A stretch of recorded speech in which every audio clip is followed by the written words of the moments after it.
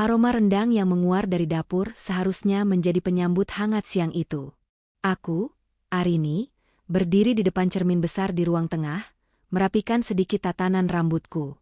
Hari ini Mas Bram, suamiku, akan pulang dari kampung halamannya di Jawa Tengah. Ia pergi selama seminggu dengan misi mulia, menjemput ibunya, ibu mertuaku, untuk tinggal bersama kami di Jakarta. Kasihan ibu, Rin. Bapak sudah nggak ada, ibu sendirian di rumah besar itu.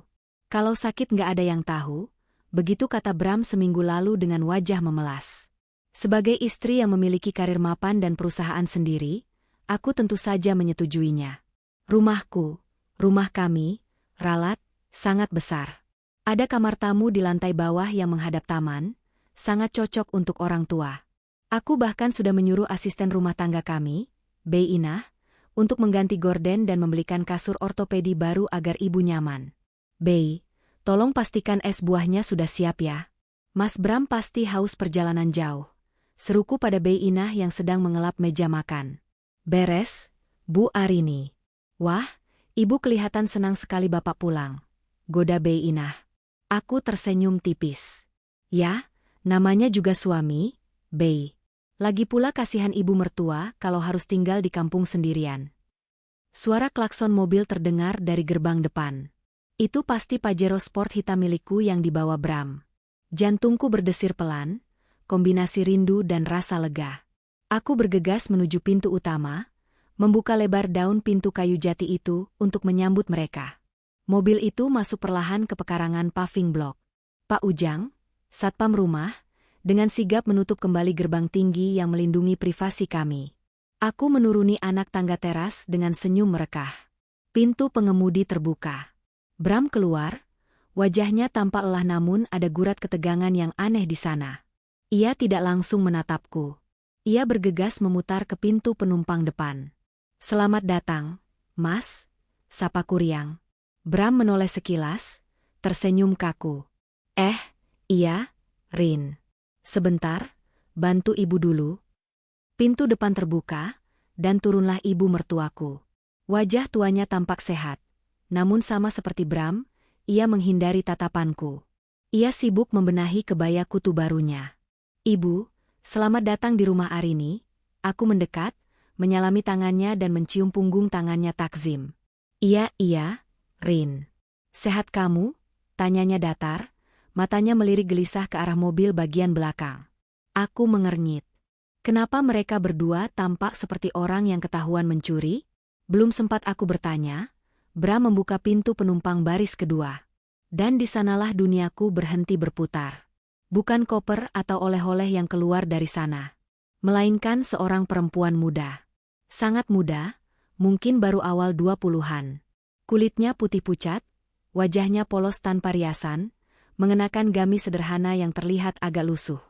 Namun, yang membuat darahku berdesir hebat hingga ke ubun-ubun adalah apa yang ada di gendongannya. Seorang bayi merah yang sedang tertidur pulas dalam selimut flanel. Perempuan itu turun dengan ragu-ragu, menatap kemewahan rumahku dengan mata membelalak takjub, lalu menatap Bram dengan pandangan memuja sekaligus manja. Aku terdiam kaku. Senyumku lenyap tak berbekas. Angin siang yang panas mendadak terasa dingin menusuk tulang. Mas. Suaraku tercekat.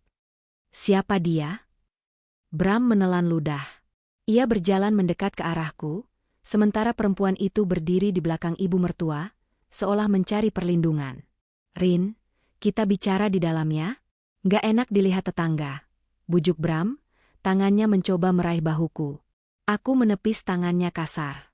Jangan sentuh aku. Jawab sekarang, Mas. Siapa perempuan itu dan bayi siapa yang dia gendong? Kamu bilang cuma mau jemput ibu. Keheningan menyergap pekarangan rumah. Pak Ujang di pos satpam bahkan pura-pura sibuk dengan radionya, merasakan ketegangan yang mencekik. Bram menghela napas panjang, memasang wajah, malaikatnya yang biasa ia gunakan untuk meluluhkan hatiku. Rin, kenalkan, ini Laras. Dia gadis yatim piatu di kampung sebelah desa ibu. Kasihan sekali nasibnya, Rin. Hidup sebatang kara, nggak ada yang ngurus. Lalu, potongku tajam. Apa hubungannya dengan kamu membawanya ke rumahku? Dia baru saja melahirkan, Rin. Nggak ada suami, nggak ada keluarga. Aku dan ibu, kami merasa terpanggil untuk menolongnya. Kasihan bayinya. Mataku menyipit. Insting wanitaku yang terasa tajam, selama memimpin ratusan karyawan di perusahaan memberitahuku bahwa ada yang tidak beres. Cara perempuan itu menatap Bram bukan tatapan seorang yang ditolong pada penolongnya. Itu tatapan kepemilikan. Aku menatap ibu mertua. Bu, benar begitu? Ibu mertua berdeham, membuang muka. Ya mau gimana lagi, Rin? Namanya juga ibadah. Menolong orang. Aku tertawa hambar. Menolong? Dengan membawa dia tinggal di sini? Tanpa izin aku? Mas, ini rumahku. Kamu tidak bisa memungut orang sembarangan. Tiba-tiba bayi dalam gendongan perempuan bernama Laras itu menangis. Laras tampak panik, menepuk-nepuk bayinya. Sesekap, kap, sayang. Ada papa di sini? Gumamnya pelan, tapi telingaku cukup tajam untuk menangkap kata itu. Papa. Darahku mendidih seketika. Rasanya seperti ada petir yang menyambar tepat di jantungku. Aku melangkah maju, mendekati Laras. Perempuan itu mundur ketakutan. Apa kau bilang barusan? Desisku. Ulangi. Laras menatap Bram dengan mata berkaca-kaca. Mas Bram. Bram langsung pasang badan, berdiri di depan Laras, menghalangiku. Rini, sudah. Jangan bentak-bentak dia baru melahirkan, psikologisnya masih lemah. Dia memanggilmu papa. Bram, teriakku, suaraku pecah memenuhi halaman. Jujur padaku sekarang atau aku bakar mobil ini beserta isinya. Siapa dia? Bram memejamkan mata, lalu menatapku dengan tatapan yang seolah memohon pengertian, tatapan manipulatif yang paling kubenci. Rin, tolong mengerti. Aku sudah menikahinya secara siri setahun yang lalu. Boom! Duniaku runtuh. Bukan hanya retak, tapi hancur lebur menjadi debu. Kakiku lemas, tapi harga diriku menahanku untuk tidak ambruk. Menikah? Bisikku, suaraku bergetar hebat menahan amarah yang meluap. Kamu menikah lagi? Saat aku banting tulang di Jakarta membangun perusahaan? Saat aku membiayai renovasi rumah ibumu di kampung? Kamu menikah lagi? Dia hamil, Rin.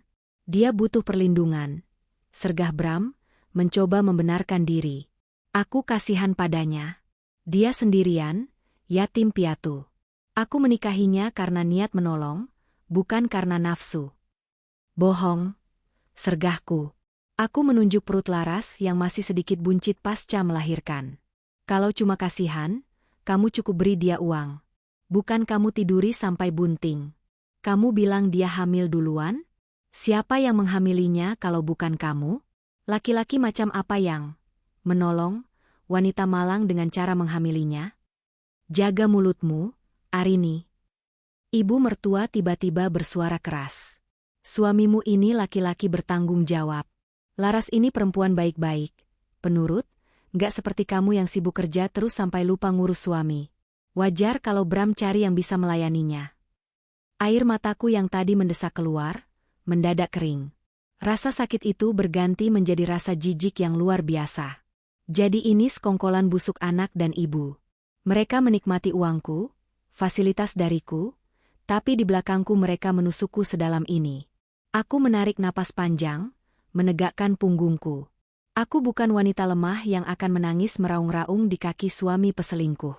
Aku adalah Arini, pemilik Arini Group. Aku yang membangun semua ini dari nol. Oh, begitu ya, Bu?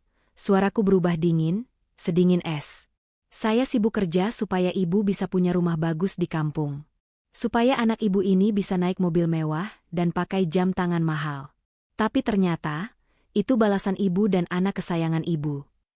Aku menatap Bram, lalu Laras, lalu kembali ke Bram. Keluar. Ucapku datar. Bram tertegun. Apa? Keluar. Teriakku, telunjukku mengarah ke gerbang. Bawa ibumu, bawa gundikmu, dan bawa anak harammu itu keluar dari pekaranganku sekarang juga. Rini, kamu jangan gila. Ini rumahku juga, bentak Bram. Rumahmu?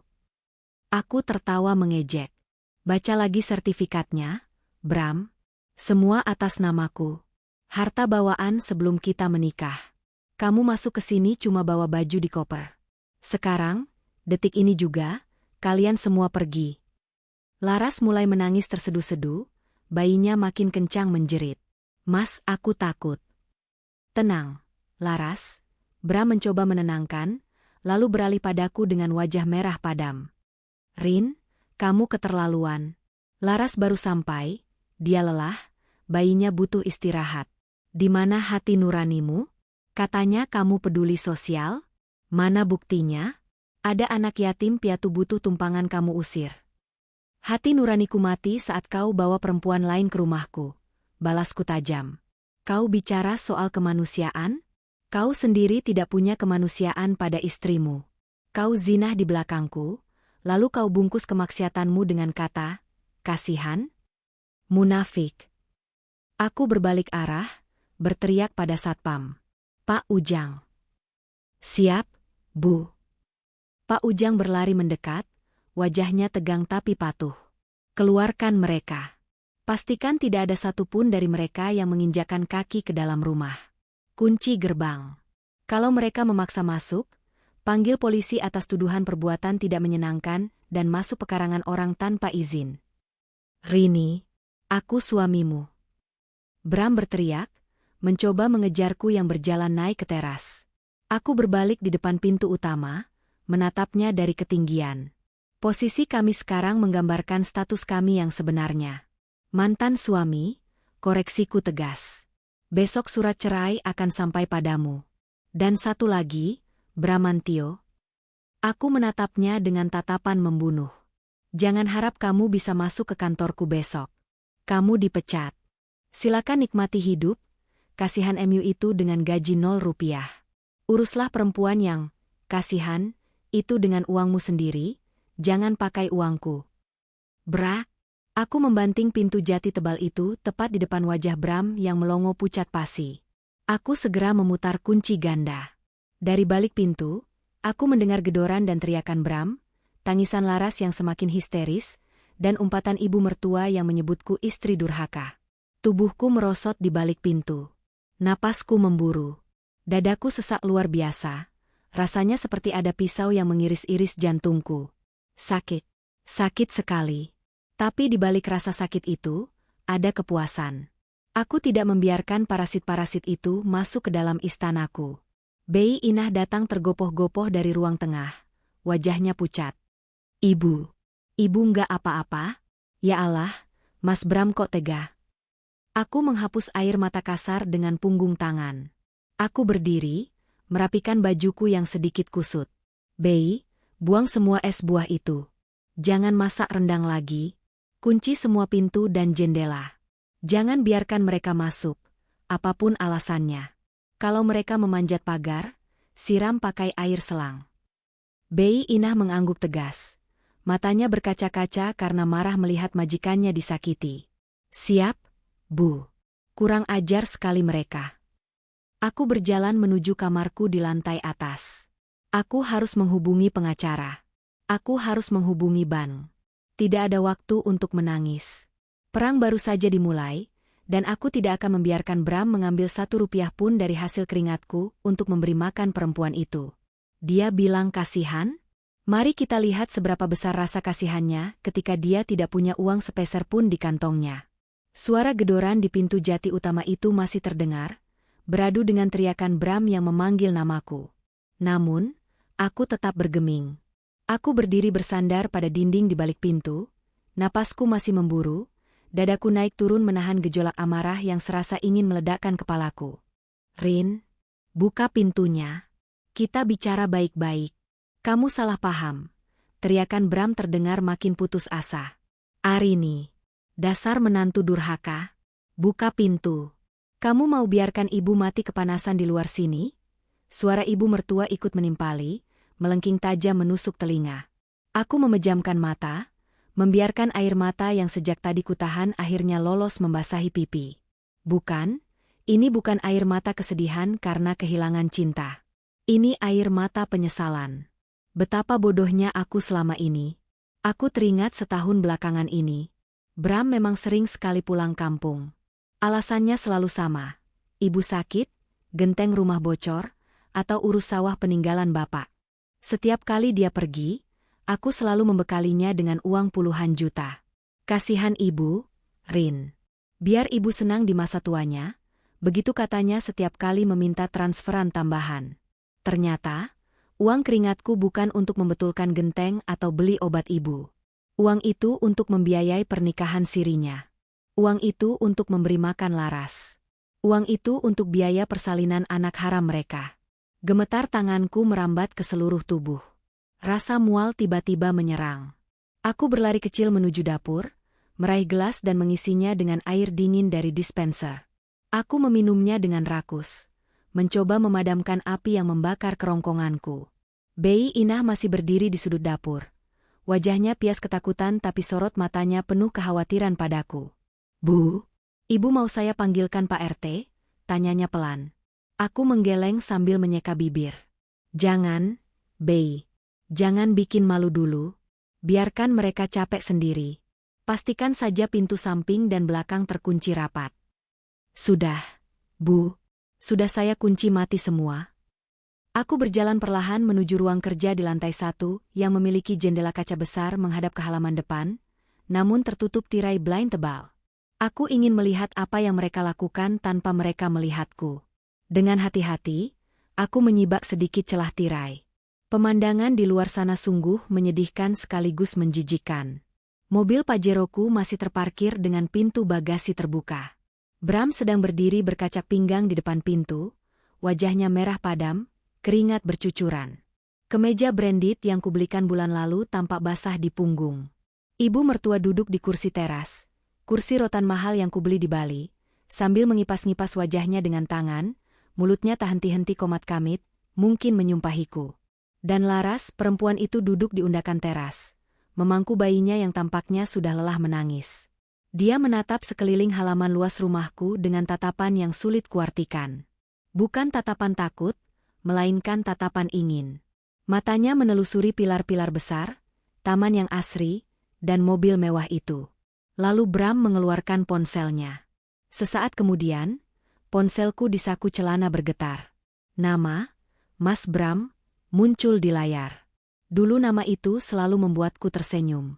Sekarang, melihat namanya saja membuat perutku mulas. Aku membiarkannya berdering sampai mati. Dia menelepon lagi. Dan lagi. Akhirnya, aku mengangkatnya, tapi aku tidak bersuara. Halo, Rin? Alhamdulillah kamu angkat. Suara Bram terdengar terengah-engah. Rin, tolonglah. Jangan kekanak-kanakan begini. Buka pintunya. Kasihan Laras dan bayinya, ini panas sekali. Bayinya bisa dehidrasi. Kata, kasihan, itu lagi. Kata sakti yang selalu dia gunakan untuk memanipulasiku. Pergi, jawabku singkat, dingin. Rin, dengar dulu penjelasanku. Nadanya meninggi, lalu melembut lagi, sebuah teknik manipulasi emosi yang kini terbaca jelas olehku. Aku menikahi dia semata-mata untuk menolong. Rin, di agama kita kan boleh menolong janda atau anak yatim. Niatku ibadah, Rin. Kamu kan istri soleha, masa kamu menghalangi suami berbuat baik? Aku tertawa, tawa yang kering dan hampa. Ibadah? Ibadah dengan cara berzinah? Ibadah dengan cara membohongi istri sah? Kamu pikir aku bodoh? Bram? Kamu tidur dengannya. Kamu punya anak dengannya. Itu bukan menolong, itu nafsu. Itu kecelakaan. Rin? Namanya manusia tempatnya hilaf. Elaknya tanpa rasa malu. Lagi pula, Laras mau kok jadi istri kedua. Dia tahu diri. Dia siap mengabdi sama kamu juga. Dia bisa bantu Bei Inah di rumah. Dia bisa. Cukup, bentakku, memotong omong kosongnya. Kamu mau jadikan rumahku penampungan gundikmu? Otakmu di mana, Bram? Dengar baik-baik. Aku tidak akan pernah mengizinkan kalian masuk. Detik ini juga, bawa perempuan itu dan ibumu pergi dari sini. Cari hotel, cari kontrakan, terserah. Asal jangan pakai uangku. Rin, rekeningku, ATM-ku. Bram tergagap. Kamu tahu kan gajiku bulan ini belum masuk? Saldo di ATM pegangan ibu juga habis buat perjalanan. Kami nggak punya uang cash. Rin, tolonglah, transfer sedikit atau kasih kami masuk dulu untuk ambil barang.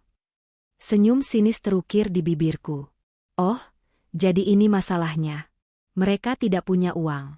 Selama ini Bram bekerja di perusahaanku dengan jabatan manajer operasional, jabatan yang kuberikan cuma-cuma agar dia punya harga diri. Gajinya besar, tapi gaya hidupnya boros. Ternyata uangnya habis untuk memelihara keluarga barunya di kampung. Itu bukan urusanku, kataku tajam. Mintalah pada Tuhanmu yang katanya merestui niat baikmu itu. Atau minta pada anak yatim yang kau tolong itu. Siapa tahu dia punya simpanan. Aku mematikan sambungan telepon sepihak. Di luar, aku melihat Bram membanting ponselnya ke lantai teras dengan frustrasi. Dia menendang pot bunga anggrek kesayanganku hingga pecah berkeping-keping. Bram, teriak ibu mertua. Jangan ngerusak barang.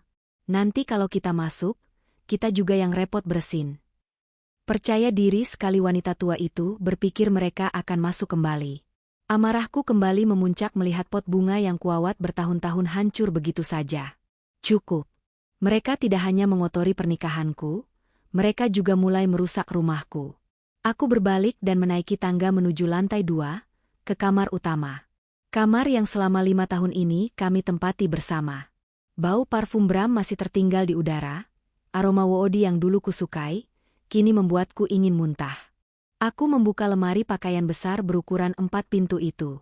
Deretan kemeja kerja mahal, jas-jas yang dipesan khusus di penjahit langganan, jam tangan koleksi, sepatu-sepatu kulit semua ini kubeli dengan uang hasil kerja kerasku. Bei Inah, teriakku dari lantai atas. Bei Inah berlari menaiki tangga. Ya, Bu. Ambilkan kantong sampah hitam yang besar. Bawa 1 gulung ke sini. Sekarang. Bei Inah melongo sebentar, lalu mengangguk mengerti. Dia berlari turun dan kembali dengan cepat membawa gulungan plastik sampah besar polybag. Tanpa banyak bicara, aku menarik paksa semua baju Bram dari gantungan. Tidak peduli itu kemeja sutra atau jas wol mahal. Kumasukkan semuanya dengan kasar ke dalam kantong sampah. Bantu saya, Bei. Kosongkan lemari ini dari semua barang laki-laki itu. Celana dalam, kaos kaki, sikat gigi, semuanya. Jangan ada yang tersisa, sehelai rambut pun jangan. Kami bekerja seperti orang kesurupan. Bei Inah, yang tampaknya juga memendam kekesalan pada Bram yang sering memerintahnya dengan angkuh, bekerja dengan cekatan. Dia menyapu bersih isi laci meja rias Bram. Botol-botol parfum mahal dilemparkan begitu saja ke dalam plastik hingga terdengar bunyi, klontang, beradu. Dalam 10 menit, kamar itu bersih dari jejak Bramantio. Ada 5 kantong sampah besar yang terisi penuh. Bawa ke balkon depan, Bei, perintahku. Balkon kamarku menghadap langsung ke gerbang depan, tepat di atas posisi mereka berdiri sekarang. Aku menyeret 2 kantong berat itu, sementara Bei Inah membawa sisanya. Kami berdiri di pinggir balkon. Di bawah sana, Pak Ujang sedang berdebat dengan Bram yang memaksa minta kunci gerbang. Pak Ujang, seruku dari atas. Semua orang mendongak. Bram, ibu mertua, Laras, dan Pak Ujang menatapku yang berdiri di balkon layaknya ratu yang sedang menghukum rakyat pembangkang.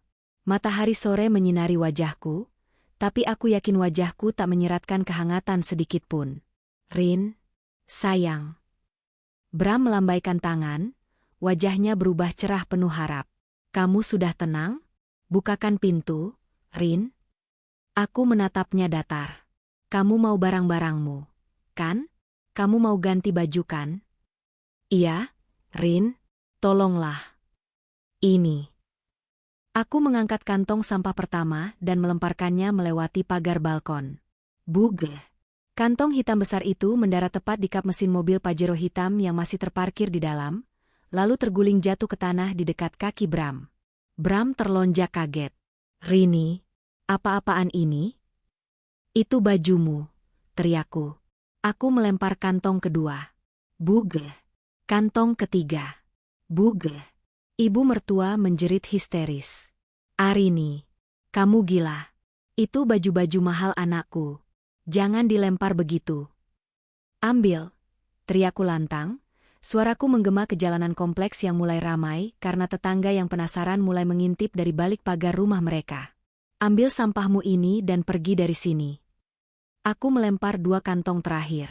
Salah satunya pecah karena terlalu penuh, menghamburkan celana dalam dan kaos kaki Bram ke atas paving blok yang panas. Laras memekik, menutup wajahnya dengan tangan seolah malu melihat aib suaminya terhambur di jalanan. Bram menatap nanar tumpukan barang-barangnya yang kini tampak tak berharga seperti sampah. Wajahnya merah pada menahan malu. Tetangga sebelah, Bu Ratna, terlihat berdiri di depan pagarnya sambil berbisik-bisik dengan pembantunya. Kamu mempermalukan aku, Rin? Desis Bram, matanya menatapku dengan kebencian yang nyata. Topeng malaikatnya akhirnya lepas sempurna. Kamu yang mempermalukan dirimu sendiri, Bram, balasku tak kalah sengit. Kamu yang membawa aib ke depan rumahku. Sekarang, bawa sampah-sampah itu, angkut keluargamu, dan pergi sebelum aku panggil satpam kompleks untuk menyeret kalian. Kuncinya, teriak Bram. Kunci mobilnya mana? Ah, benar. Kunci mobil masih ada di dalam mobil. Tapi mobil itu milikku. Atas namaku. Dibeli tunai dengan bonus tahunan perusahaanku 2 tahun lalu. Pak Ujang, perintahku. Siap, Bu. Suruh mereka keluarkan barang-barang mereka dari mobil saya. Sekarang. Bram melotot. Ini mobilku. Aku yang pakai tiap hari. Tapi BPKB dan STNK atas nama Arini Sastrowardoyo, potongku. Itu aset perusahaan. Kamu sudah dipecat, jadi fasilitas ditarik. Keluarkan barang kalian, atau Pak Ujang yang akan melemparnya keluar. Bram tampak seperti hendak meledak. Tangannya mengepal. Dia ingin melawan, tapi dia tahu Pak Ujang adalah mantan atlet judo sebelum jadi satpam. Dia tidak akan menang adu fisik. Dan dia juga tahu, secara hukum, dia tidak punya hak atas mobil itu. Dengan gerakan kasar, Bram membuka pintu belakang mobil. Dia menarik koper ibunya dan tas lusuh milik Laras. Dia membantingnya ke aspal jalanan di luar gerbang. Ayo, Bu, Laras. Turun, bentaknya pada istri muda dan ibunya. Laras turun dengan gemetar, air matanya bercucuran. Dia menggendong bayinya erat-erat. Ibu mertua turun sambil terus memaki-maki, menyebut nama binatang yang ditujukan padaku. Setelah mobil kosong, Pak Ujang dengan sigap masuk ke mobil, menyalakannya, dan memundurkannya masuk ke dalam garasi, menjauh dari jangkauan mereka. Lalu Pak Ujang kembali mengunci gerbang rapat-rapat. Kini, mereka bertiga berdiri di trotoar luar pagar. Di sekeliling mereka berserakan kantong plastik hitam berisi baju Bram. Tanpa kendaraan. Tanpa akses ke rumah. Bram menatapku tajam dari balik jeruji besi pagar. Kamu akan menyesal, Arini. Kamu istri durhaka. Jangan harap kamu bisa masuk surga. Aku mencengkeram pagar balkon erat-erat. Sakit hati itu masih ada. Tapi melihat mereka terlantar seperti itu memberiku sedikit kekuatan. Surgaku bukan di bawah telapak kaki suami yang berzinah. Jawabku pelan namun tajam. Pergilah. Nikmati, kasihan MU itu di jalanan. Aku berbalik, meninggalkan balkon dan masuk ke kamar. Menutup pintu kaca, dan mengunci tirai rapat-rapat. Tubuhku akhirnya ambruk di lantai kamar yang dingin. Aku menangis sejadi-jadinya, menumpahkan semua rasa sakit yang menumpuk di dada.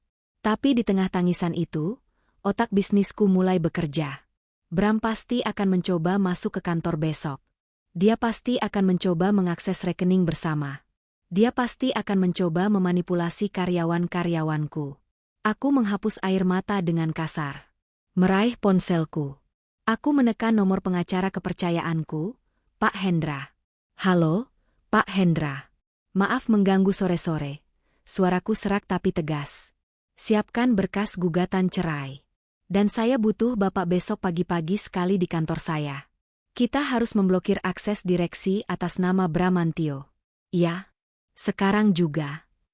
Malam ini mungkin aku menangis. Tapi besok, saat matahari terbit, Bramantio akan tahu bahwa dia salah memilih lawan. Dia pikir dia menikahi wanita bodoh yang bisa dibohongi dengan air mata buaya? Dia salah besar. Dia menikahi CEO yang membangun kerajaan bisnis dari nol.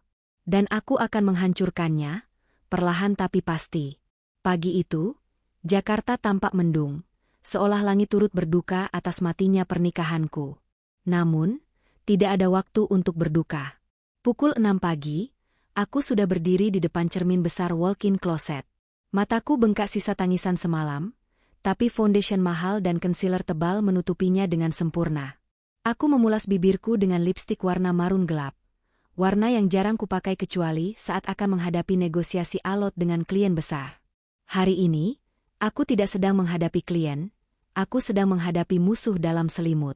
Aku memilih setelan blazer putih gading dengan potongan tegas dan celana bahan high-waist hitam. Sepatu stiletto setinggi 7 cm melengkapi penampilanku. Aku ingin terlihat bersih, tajam, dan tak tersentuh. Bei Inah, panggilku saat menuruni tangga. Ya, Bu. Bei Inah muncul dengan wajah masih cemas. Saya berangkat. Kalau ada paket atau surat untuk Bramantio, tolak. Kalau dia datang memaksa masuk, langsung tekan tombol panik yang terhubung ke pos satpam komplek dan kantor polisi. Mengerti? Mengerti, Bu. Hati-hati, Bu Arini. Aku mengangguk, melangkah mantap menuju garasi. Pajero hitam itu masih terparkir manis di sana. Aku tidak akan memakainya hari ini. Aku memilih sedan Eropa Silver kesayanganku.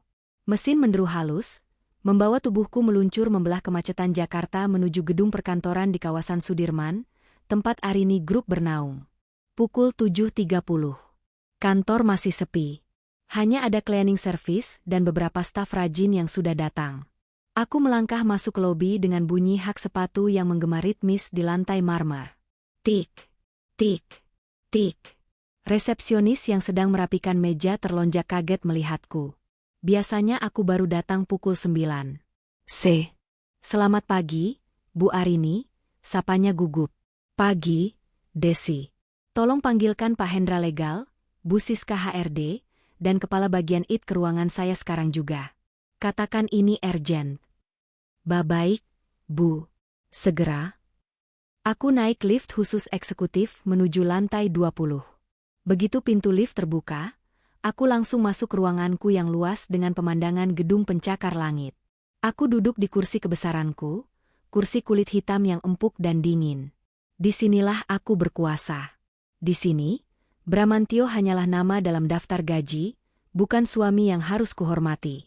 10 menit kemudian, ketiga orang yang kupanggil sudah duduk tegang di hadapanku. Selamat pagi, Bu Arini. Tumben sekali ada meeting dadakan. Bu Siska, manajer HRD yang sudah bekerja denganku sejak awal perusahaan berdiri, membuka suara. Aku tidak berbasa-basi. Aku meletakkan kedua tanganku di atas meja, menatap mereka satu persatu. Saya ingin hari ini juga, surat pemecatan untuk saudara Bramantio diterbitkan. Hening. Ruangan itu mendadak senyap seperti kuburan. Mereka bertiga saling berpandangan dengan mata terbelalak. Semua orang tahu Bramantio adalah suamiku, dan jabatannya adalah manajer operasional, posisi strategis. Maaf, Bu. Maksud Ibu, Pak Bram suami Ibu? Tanya Bu Siska ragu-ragu. Mantan suami? Koreksiku tegas. Proses cerai sedang berjalan. Tapi alasan pemecatannya murni profesional. Pelanggaran etika berat, penyalahgunaan fasilitas perusahaan untuk kepentingan pribadi, dan konflik kepentingan. Saya tidak ingin detailnya menyebar dulu, tapi intinya dia tidak lagi menjadi bagian dari perusahaan ini. Aku beralih ke kepala IT, Mas Rian. Rian, blokir semua akses email, server, dan cloud milik Bramantio. Sekarang. Sebelum dia menginjakan kaki di kantor ini. Pastikan dia tidak bisa menyalin atau menghapus satu file pun. Siap, Bu. Laksanakan, jawab Rian sigap, meski wajahnya masih tampak syok. Pak Hendra, aku menatap pengacaraku. Siapkan draft perjanjian kerahasiaan. Pastikan Bram tidak membocorkan rahasia perusahaan setelah dia keluar. Dan urus pemblokiran kartu kredit korporat yang dia pegang. Limitnya 100 juta, saya tidak mau dia menggeseknya 1 rupiah pun hari ini. Baik, Bu Arini. Saya akan hubungi bank sekarang juga, Pak Hendra langsung mengeluarkan ponselnya. Satu lagi, aku menambahkan, suaraku memberat. Instruksikan pada kepala security di lobi. Kartu akses Bramantio harus dinonaktifkan. Jika dia datang, tahan dia di lobi. Jangan biarkan dia naik ke lantai ini. Saya akan menemuinya di bawah. Bu Siska menelan ludah. Ibu yakin? Ini akan jadi tontonan karyawan, Bu? Aku tersenyum tipis. Senyum yang tidak mencapai mata. Biar saja, Siska. Biar. Semua orang tahu, tidak ada nepotisme di perusahaan ini. Siapa yang berkhianat, dia harus angkat kaki. Tidak peduli siapa dia. Mereka bertiga mengangguk, merasakan aura mengerikan yang memancar dariku. Mereka bergegas keluar untuk menjalankan perintah. Pukul 9.15. Ponsel di mejaku berbunyi. Dari resepsionis lobi. Bu Arini, Pak Bram maksud saya, Saudara Bramantio sudah datang. Beliau sedang marah-marah di lobi karena kartu aksesnya tidak berfungsi. Saya turun. Jawabku singkat. Jantungku berdegup kencang, bukan karena takut, tapi karena adrenalin. Ini saatnya. Aku turun menggunakan lift. Begitu pintu lift terbuka di lantai dasar, suara keributan langsung terdengar. Kalian ini gila ya? Saya manajer operasional. Saya suami pemilik perusahaan ini. Berani-beraninya kalian menahan saya? Suara Bram menggelegar memenuhi lobi yang sedang ramai oleh karyawan yang baru datang atau kurir paket. Bram terlihat kacau. Dia memakai kemeja yang kusut. Sepertinya dia memungut salah satu kemeja dari kantong sampah yang kulempar kemarin, atau mungkin membeli baju murah di jalan. Matanya merah kurang tidur. Rambutnya berantakan. Jauh dari sosok Bram yang biasanya necis dan wangi. Dua orang security bertubuh kekar menghalanginya menuju gate masuk. Maaf, Pak. Kartu Bapak invalid. Perintah dari atasan, Bapak dilarang masuk. Ucap Danu, kepala security. Atasan siapa? Saya atasan kamu. Bram hendak mendorong Danu, tapi Danu bergeming seperti tembok beton. Cukup, Bramantio. Suaraku membelah keributan itu. Semua mata menoleh. Karyawan-karyawan yang sedang berbisik-bisik langsung terdiam dan menepi, memberiku jalan. Aku berjalan perlahan mendekati meja resepsionis, diikuti Bu Siska dan Pak Hendra di belakangku. Bram menoleh, wajahnya campuran antara lega dan marah saat melihatku. Nah, Rin, bilang sama satpam bodoh ini siapa aku. Masa aku nggak bisa masuk kantor sendiri? Kartu aksesku dimatikan, konyol sekali. Seru Bram, mencoba meraih tanganku. Dan kamu kenapa semalam nggak bisa dihubungi? Kamu tahu aku tidur di motel murahan sama ibu dan Laras? Tega banget kamu. Aku mundur selangkah, menghindari sentuhannya seolah dia membawa virus mematikan. Kartu aksesmu tidak rusak, Bram. Kataku tenang namun lantang, memastikan semua orang di lobi mendengarnya. Kartu itu dinonaktifkan karena kamu bukan lagi karyawan Arini Group. Mata Bram melotot nyaris keluar. Apa? Kamu bercanda? Ini kantor, Rin. Jangan bawa masalah rumah tangga ke sini. Bersikaplah profesional. Justru karena saya profesional, potongku tajam. Saya memecat karyawan yang tidak jujur, manipulatif, dan menjadi beban moral bagi perusahaan. Siska, suratnya. Bu Siska maju selangkah, menyerahkan amplop coklat tebal kepada Bram dengan tangan gemetar. Ini surat pemutusan hubungan kerja, PHK, Anda, Pak Bram. Berlaku efektif mulai detik ini. Semua hak dan kewajiban Bapak sudah dihitung dan akan ditransfer ke rekening, minus ganti rugi atas penggunaan fasilitas kantor yang tidak semestinya. Bram menepis tangan Siska kasar, hingga amplop itu jatuh ke lantai. Kurang ajar. Aku nggak terima. Aku ikut membesarkan perusahaan ini, Arini. Kamu nggak bisa memecatku semena-mena cuma gara-gara aku nikah lagi. Teriak Bram, urat lehernya menonjol. Bisik-bisik karyawan makin kencang. Kata, nikah lagi, berdengung di udara seperti lebah. Aku menatapnya dingin. Kamu tidak membesarkan apa-apa, Bram. Kamu hanya menumpang hidup. Jabatanmu kuberikan karena belas kasihan, supaya kamu terlihat punya harga diri di depan ibumu. Tapi nyatanya, Kamu menggunakan gaji dan fasilitas dariku untuk membiayai wanita lain dan keluargamu, sementara kamu menelantarkan kewajibanmu sebagai suami. Aku maju selangkah, mendekatkan wajahku padanya. Di sini, aku CEO. Kamu bawahan. Dan kamu baru saja membuat keributan di lobi. Security. Siap, Bu, sahut Danu dan rekannya serempak. Seret dia keluar. Dan pastikan dia menyerahkan semua aset kantor. Ponsel, laptop, dan kunci mobil dinas. Oh tunggu, mobil dinas sudah kuambil kemarin. Ponsel dan laptop. Sekarang. Bram tertawa histeris, tawa orang yang kehilangan akal. Kamu pikir aku takut? Tanpa aku, operasional perusahaan ini bakal kacau. Klien-klien kenal aku. Kamu terlalu percaya diri, balasku remeh. Kamu bisa digantikan dalam hitungan jam. Sistem perusahaan ini aku yang buat, bukan kamu. Kamu cuma pelaksana. Aku mengulurkan tangan. Ponsel kantor. iPhone 14 Pro Max yang kubelikan bulan lalu. Kembalikan. Bram mencengkeram saku celananya. Wajahnya pucat. Aku tahu kenapa. Pasti banyak bukti chat dengan Laras atau foto-foto mereka di sana. Dan yang lebih penting, tanpa ponsel itu, dia tidak punya alat komunikasi canggih untuk pamer gengsi. Ini privasiku, tolaknya. Itu aset perusahaan, tercatat di inventaris IT. Kalau tidak dikembalikan, Pak Hendra akan melaporkannya sebagai tindak pidana penggelapan aset hari ini juga ke Polda Metro Jaya. Ancamku. Bram mematung. Dia menatap Pak Hendra yang mengangguk tegas sambil memegang berkas. Dia tahu aku tidak main-main. Dengan tangan gemetar karena marah dan malu, Bram merogoh sakunya. Dia mengeluarkan ponsel mewah itu dan membantingnya ke meja resepsionis dengan keras. Brak, layarnya retak sedikit. Ambil, puas kamu. Hah? Teriaknya. Dasar wanita gila harta. Pantas kamu mandul, gak bisa kasih aku anak. Tuhan adil. Kalimat itu meluncur begitu saja. Hening. Seluruh lobi menahan napas. Itu adalah pukulan rendah. Pukulan paling menyakitkan bagi seorang wanita yang memang belum dikaruniai keturunan. Mataku memanas. Sakit sekali rasanya.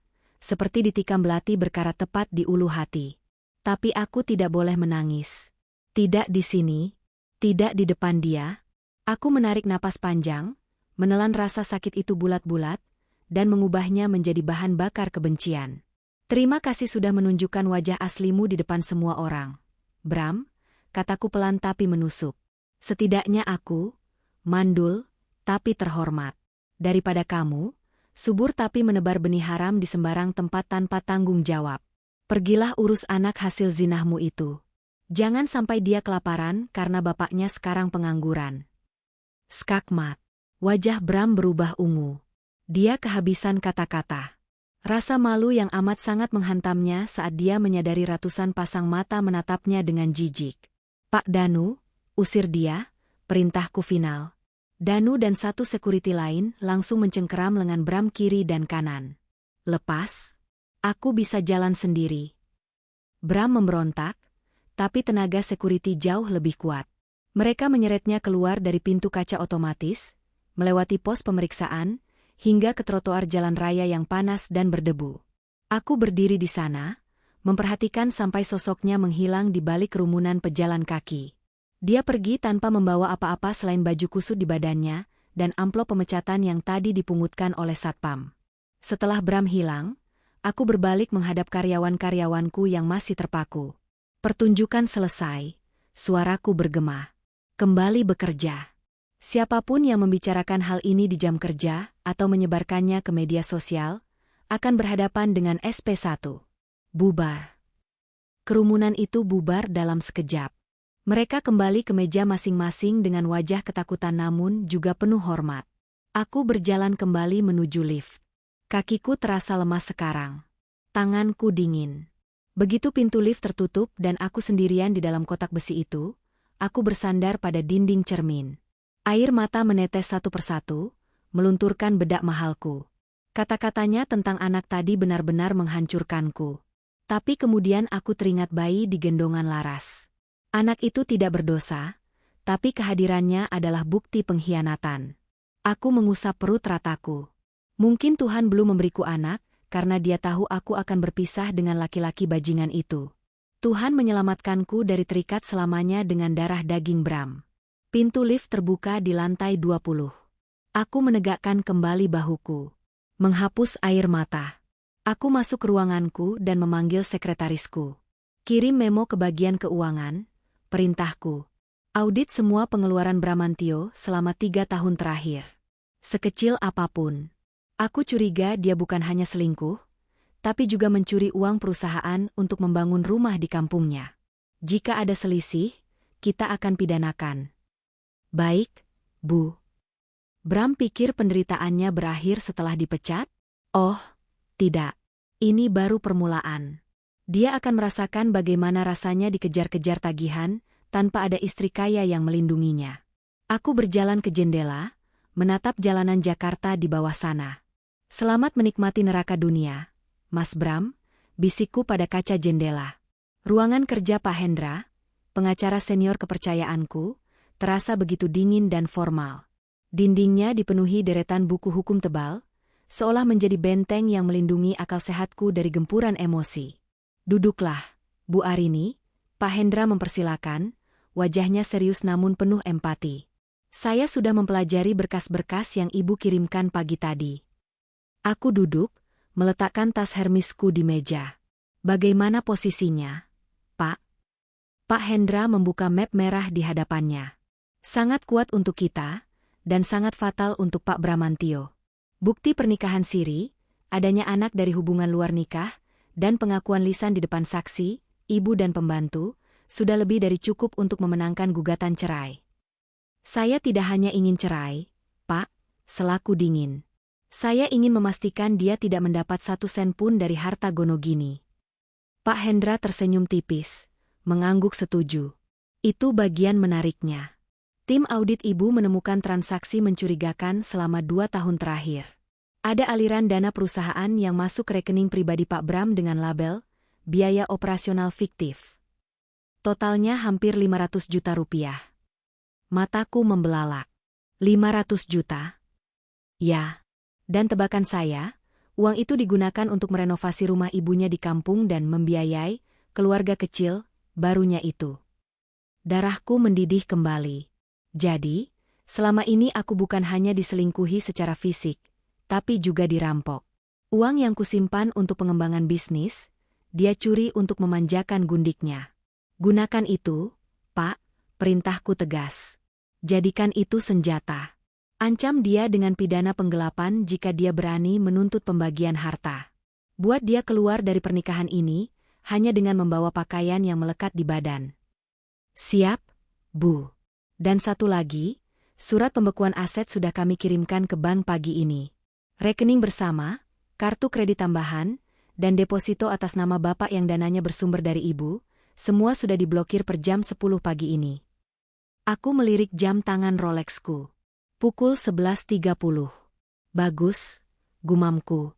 Sebentar lagi pertunjukannya dimulai. Sementara itu, di sebuah penginapan kelas melati di pinggiran Jakarta. Udara di kamar sempit ukuran 3x4 meter itu terasa pengap dan lembab. Cat dindingnya berwarna hijau pucat yang sudah mengelupas di sana-sini.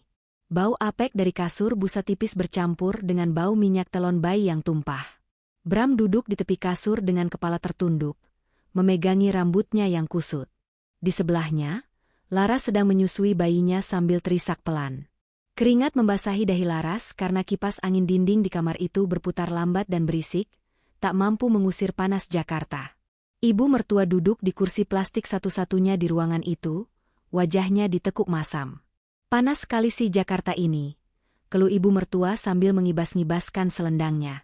Bram, kamu nggak bisa cari hotel yang bagusan dikit? Ini kamar mandi bau pesing, airnya kecil.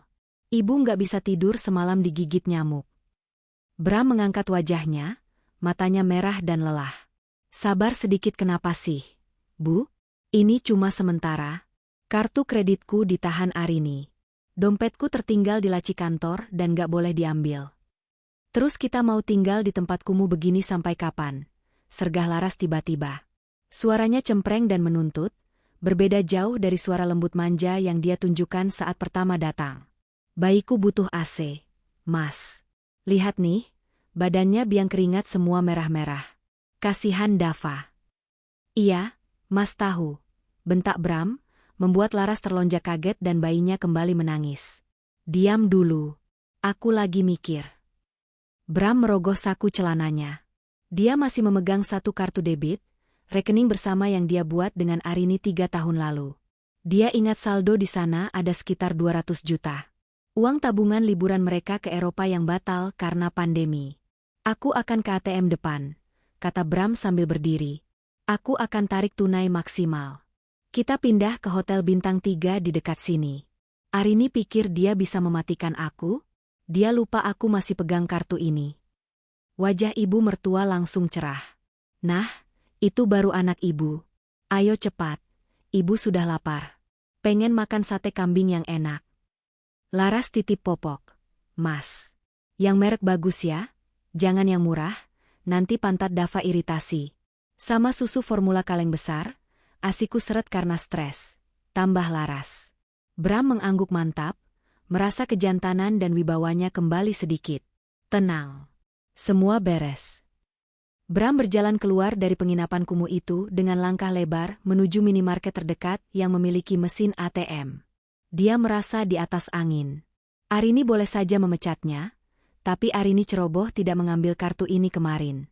Dia masuk ke minimarket, hawa sejuk AC menyapanya. Dia mengambil keranjang, lalu dengan percaya diri mengambil 2 kaleng susu formula mahal, 3 bungkus popok merek premium, camilan untuk ibunya, rokok untuk dirinya, dan beberapa minuman dingin. Total belanjaannya mungkin hampir 1 juta rupiah. Dia membawa keranjang penuh itu ke kasir. Totalnya 950.000. Pak, kata kasir wanita muda itu. Bram mengeluarkan kartu debit platinum itu dengan gaya angkuh. Gesek saja. Kasir memasukkan kartu ke mesin EDC. Bram menekan PIN dengan cepat. Processing. Lama. Mesin itu loading cukup lama. Tiba-tiba muncul tulisan di layar kecil mesin EDC, Transaction Declined, Retain Card. Maaf, Pak. Transaksinya ditolak, kata kasir itu. Dahi Bram berkerut. Coba lagi. Mungkin sinyalnya jelek. Kasir mencoba lagi. Hasilnya sama. Bahkan kali ini, struk kecil keluar dengan kode penolakan keras, Refer to Isware. Nggak bisa, Pak. Kartunya diblokir dari bank. Jelas kasir itu, mulai menatap Bram dengan curiga. Nggak mungkin. Bram mulai panik. Saldonya masih ratusan juta. Coba pakai mesin ATM di sana. Bram meninggalkan belanjaannya di meja kasir, membuat antrean di belakangnya mendengus kesal. Dia berlari ke mesin ATM di pojok toko. Dia memasukkan kartu dengan tangan gemetar. Masukkan PIN. Cek saldo. Layar ATM menampilkan pesan yang membuat jantung Bram berhenti berdetak sesaat. Kartu Anda diblokir. Silakan hubungi bank penerbit. Kartu ditahan. Dan benar saja, mesin ATM itu tidak memuntahkan kartunya kembali. Kartu itu tertelan. Tidak. Bram memukul mesin ATM itu dengan kepalan tangannya. Kembalikan kartuku. Bajingan. Semua orang di minimarket menoleh. Satpam toko mendekat. Pak, tolong jangan bikin keributan. Kalau kartunya tertelan, lapor ke bank, jangan pukul mesin. Bram menoleh ke arah kasir. Belanjaan susu dan popok itu tergeletak di sana. Pak, jadi dibayar nggak? Tanya kasir sinis. Kalau nggak punya uang jangan belanja banyak-banyak, bikin macet antrean aja. Wajah Bram panas luar biasa. Malu, marah, dan takut bercampur jadi satu. Dia merogoh saku celananya, mencari uang tunai. Kosong. Hanya ada recehan sisa kembalian bayar angkot tadi. Saya batal belanja, gumam Bram pelan, sangat pelan. Dia berbalik dan berjalan cepat keluar dari minimarket itu, diiringi tatapan mencemooh dari orang-orang. Kembali di kantor Arini. Ponselku bergetar. Notifikasi dari aplikasi mobile banking muncul di layar. Percobaan transaksi kartu debit utama sebesar Rp950.000 gagal. Lokasi, Indomaret Saharjo. Status, Kartu telah diblokir. Senyumku mengembang. Sudut bibirku terangkat membentuk seringai kepuasan. Kena kamu, bisikku. Pak Hendra yang masih ada di ruanganku menaikkan alis. Ada kabar baik, Bu. Dia baru saja mencoba menguras rekening bersama untuk belanja di minimarket. Ujarku sambil menunjukkan layar ponsel. Kasihan sekali. Sepertinya susu anaknya tidak jadi terbeli. Pak Hendra tersenyum simpul. Itu artinya mereka benar-benar tidak pegang uang tunai, Bu. Strategi blokade finansial kita berhasil 100%. Aku bersandar di kursi kerjaku, memutar pulpen mahal di jari-jariku. Biarkan mereka merasakan lapar, Pak. Biar mereka tahu, cinta dan kasihan saja tidak bisa dipakai untuk beli beras. Di penginapan, suasana berubah menjadi neraka.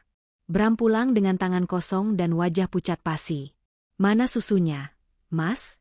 Tanya Laras langsung saat melihat tangan Bram kosong. Dava sedang menangis kencang karena lapar. Mana sate kambing ibu? Tagih ibu mertua. Bram membanting pintu kamar dan menguncinya. Dia merosot duduk di lantai, menyandarkan punggungnya ke pintu. Kartunya ditelan mesin. Ucap Bram lirih, suaranya terdengar putus asa.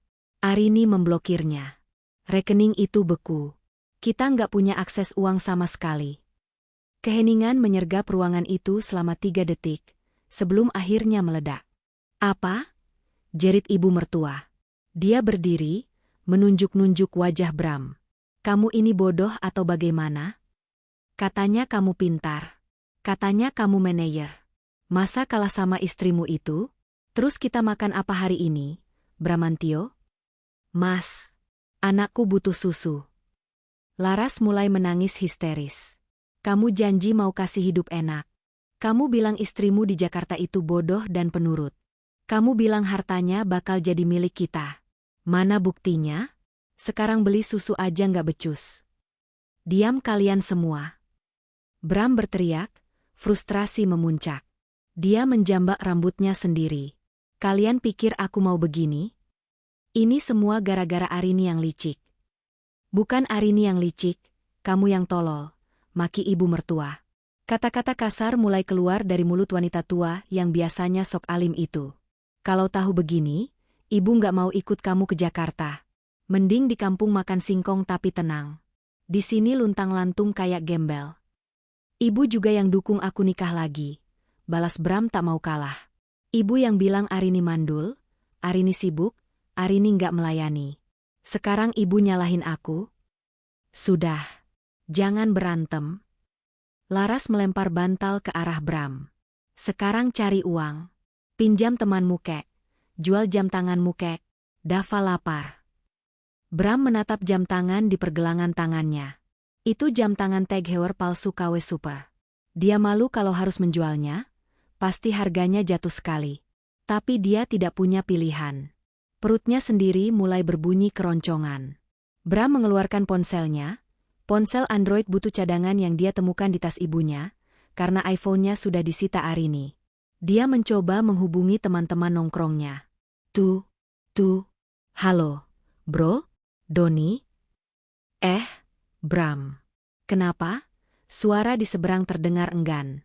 Don, sorry banget nih. Gue lagi ada musibah. Dompet gue hilang. Gue butuh cash mendesak. Bisa pinjam 5 juta dulu nggak? Besok gue ganti. Hening sejenak. Waduh, Bram. Sorry ya. Gue baru aja lihat status WhatsApp-nya Bu Siska HRD kantor lo. Katanya lo dipecat karena kasus penggelapannya. Dan Bu Arini bikin pengumuman kalau ada yang minjemin duit ke lo. Jangan harap ada urusan bisnis lagi sama Arini Group. Jantung Bram seakan berhenti. Arini, wanita itu benar-benar menutup semua pintu.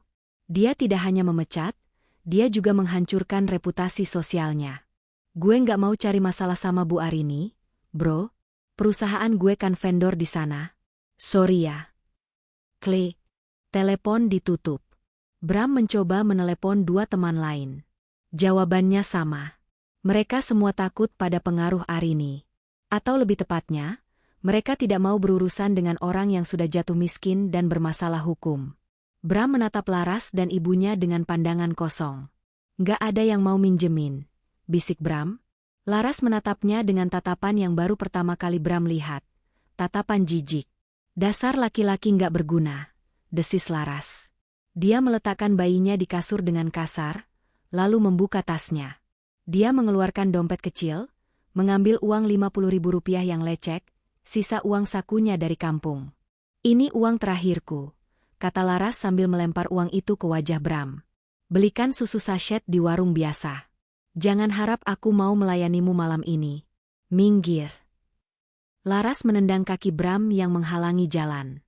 Bram memungut uang Rp50.000 itu dengan tangan gemetar. Harga dirinya hancur lebur. Dia, Bramantio, yang kemarin masih menyetir Pajero dan dihormati bawahan, kini dihina oleh istri sirinya sendiri dan disuruh ke warung dengan uang receh. Di luar jendela kamar yang suram itu, matahari Jakarta bersinar terik, seolah menertawakan kebodohan seorang suami yang menyia-nyiakan berlian demi sebuah batu kali, dan kini batu kali itu mulai menimpu kepalanya sendiri. Sudah 3 hari kami mendekam di penginapan kumuh ini. 3 hari yang rasanya seperti 3 tahun. Uang tunai dari dompetku sudah habis untuk membayar sewa kamar harian dan membeli makanan seadanya. Pagi ini, aku terbangun bukan karena kecupan sayang atau aroma kopi, melainkan karena bau pesing yang menyengat dan suara tangisan Dava yang melengking memekakan telinga. Bram, bangun. Sebuah bantal mendarat keras di wajahku. Aku tersentak bangun, menyingkirkan bantal ape itu dengan kasar. Di depanku, Laras berdiri berkacak pinggang. Rambutnya acak-acakan, matanya bengkak, dan wajah, lugu, yang dulu selalu menatapku memuja, kini menatapku dengan kebencian murni. Ada apa sih, Ras? Pagi-pagi sudah teriak. Gerutuku sambil mencoba duduk. Tulang punggungku sakit semua tidur di kasur busa tipis ini. Anakmu berak. Popoknya habis. Teriak Laras. Kamu bilang kemarin mau beli popok lagi? Mana? Dava pantatnya lecet semua pakai kain bekas kaosmu itu. Aku mengusap wajah kasar. Uangku habis, Laras. Kemarin sisa uang cuma cukup buat beli nasi padang untuk ibu sama kamu. Terus anakku suruh nahan berak? Suruh nahan lapar? Laras melempar kaleng susu yang sudah kosong ke arahku. Susu juga habis. Asiku nggak keluar gara-gara stres makan nasi bungkus terus tiap hari. Mana janji manismu? Hah? Katanya mau hidup enak di Jakarta. Sabar sedikit kenapa sih? Bentakku, kesabaranku juga sudah diambang batas. Ini lagi usaha? Kamu pikir gampang cari duit di Jakarta kalau lagi diblokir begini sama si Arini gila itu? Jangan nyalahin Bu Arini. Suara ibu mertua tiba-tiba terdengar dari kamar mandi. Ibu keluar dengan wajah pucat dan memegangi perutnya. Sepertinya ibu diare lagi karena sambal nasi bungkus kemarin yang mungkin sudah agak basi. Loh, ibu kok belain Arini sekarang? Tanyaku sinis. Kemarin ibu yang maki-maki dia durhaka. Ibu duduk di kursi plastik dengan lemas. Arini memang durhaka, tapi setidaknya kalau sama dia, ibu nggak pernah kelaparan. Ibu tidur di kasur empuk. Makan tinggal tunjuk. Ini gara-gara kamu nikahin perempuan kampung ini, hidup kita jadi begini. Mata Laras melotot. Heh, nenek tua, jaga mulutmu ya. Siapa yang dulu ngomporin Mas Bram buat nikahin aku? Ibu kan? Ibu yang bilang pengen cucu laki-laki karena Arini mandul. Ibu yang bilang Laras penurut, Laras rajin. Sekarang giliran susah, ibu salahin aku? Kurang ajar kamu manggil aku nenek tua. Ibu mertua hendak berdiri memukul Laras, tapi tenaganya tidak ada. Cukup, teriakku. Kepalaku mau pecah rasanya. Aku berdiri, menyambar ke meja kusutku yang tergantung di paku dinding. Aku keluar. Aku cari uang. Jangan pulang kalau nggak bawa duit, ancam Laras. Kalau sampai nanti siang nggak ada susu, aku tinggalin anak ini sama kamu. Aku pulang kampung. Pulang sana kalau punya ongkos. Balasku sengit, lalu membanting pintu kamar. Aku berjalan menyusuri trotoar panas di daerah Jakarta Selatan. Matahari jam 10 pagi sudah terasa membakar kulit. Perutku perih karena belum sarapan. Tujuanku satu, pegadaian di Pasar Impres. Di saku celanaku, ada satu-satunya benda berharga yang tersisa, cincin kawin emasku dengan Arini. Cincin ini berat, Emas murni 24 karat seberat 10 gram. Dulu kami membelinya di toko perhiasan langganan keluarga Arini. Ada ukiran nama Arini di bagian dalamnya. Ironis sekali aku harus menjual nama istriku demi memberi makan selingkuhanku. Aku masuk ke dalam pegadaian yang ramai antrean. Aku menunduk, memakai topi yang kutemukan di mobil sebelum diusir, takut ada yang mengenaliku. Saat giliranku tiba, aku menyodorkan cincin itu ke petugas penaksir. Mau digadai atau jual? Mas? Tanya petugas itu tanpa ekspresi. Jual putus. Jawabku cepat. Aku butuh uang tunai maksimal. Menebusnya nanti urusan belakangan. Petugas itu menimbang, menggosok, dan memeriksa kadar emasnya. Emas tua, bagus. 10 gram. Tapi ada ukirannya ya, Mas. Potong ongkos lebur. Saya berani ambil 7 juta. 7 juta? Aku terhenyak. Dulu belinya 10 juta lebih. Mas, harga emas kan lagi naik. Itu harga toko, Mas. Kalau jual kembali ya segitu pasaran di sini. Mau nggak? Kalau nggak mau silakan ke toko lain. Aku menelan ludah. 7 juta. Itu cukup untuk menyewa kontrakan petak selama beberapa bulan dan makan sederhana. Tapi itu tidak akan cukup untuk gaya hidup laras yang ternyata boros, atau obat-obatan ibu. Ya sudah. 7 juta, kataku pasrah. Setelah proses administrasi selesai, aku keluar dengan 7 lembar uang 100 ribuan yang tebal di amplop. Rasanya aneh. Dulu, 7 juta itu hanya uang jajanku seminggu. Sekarang, ini adalah nyawaku. Aku mampir ke minimarket, membeli susu formula kaleng besar, popok 1 bal, minyak kayu putih, dan roti. Lalu aku teringat sesuatu. Aku tidak bisa terus-terusan begini. Aku butuh pekerjaan. Atau setidaknya, aku butuh bantuan dari orang yang bisa menekan Arini. Aku teringat Om Tio. Paman Arini dari pihak ayahnya. Beliau adalah satu-satunya kerabat Arini yang masih dihormati Arini. Orang tua, bijaksana, dan dulu sangat menyukaiku. Aku memutuskan untuk tidak langsung pulang ke penginapan. Aku naik ojek online menuju rumah Om Tio di kawasan Menteng. Rumah Om Tio besar dan asri. Aku berdiri di depan pagar, menekan bel dengan ragu. Satpam rumah itu menatapku curiga. Wajar, penampilanku sekarang lusuh, jauh dari Bram yang dulu necis. Cari siapa, Pak? Tanya satpam itu. Saya Bram, suami Arini. Mau ketemu Om Tio, jawabku, mencoba berwibawa. Satpam itu mengerutkan kening, lalu menelepon ke dalam. Tak lama, pintu gerbang kecil dibuka. Silakan masuk, Pak Bram. Bapak sudah menunggu di teras belakang.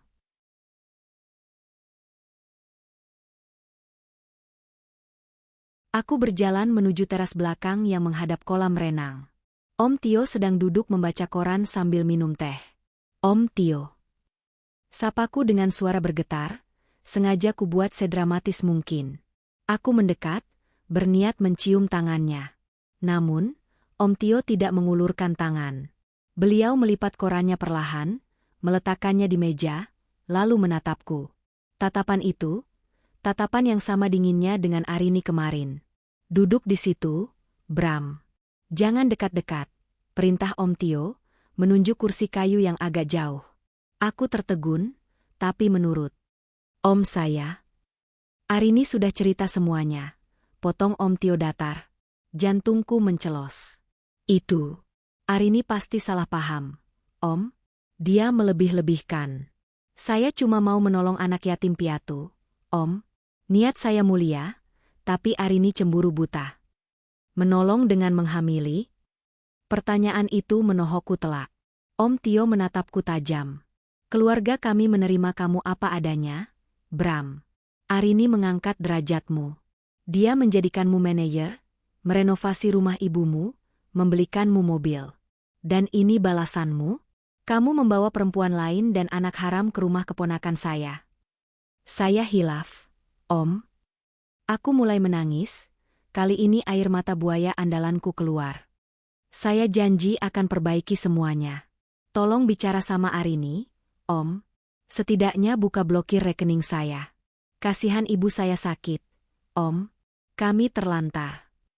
Om Tio menghela napas, lalu menggeleng pelan. Ibumu sakit karena ulahnya sendiri yang mendukung anaknya berzinah.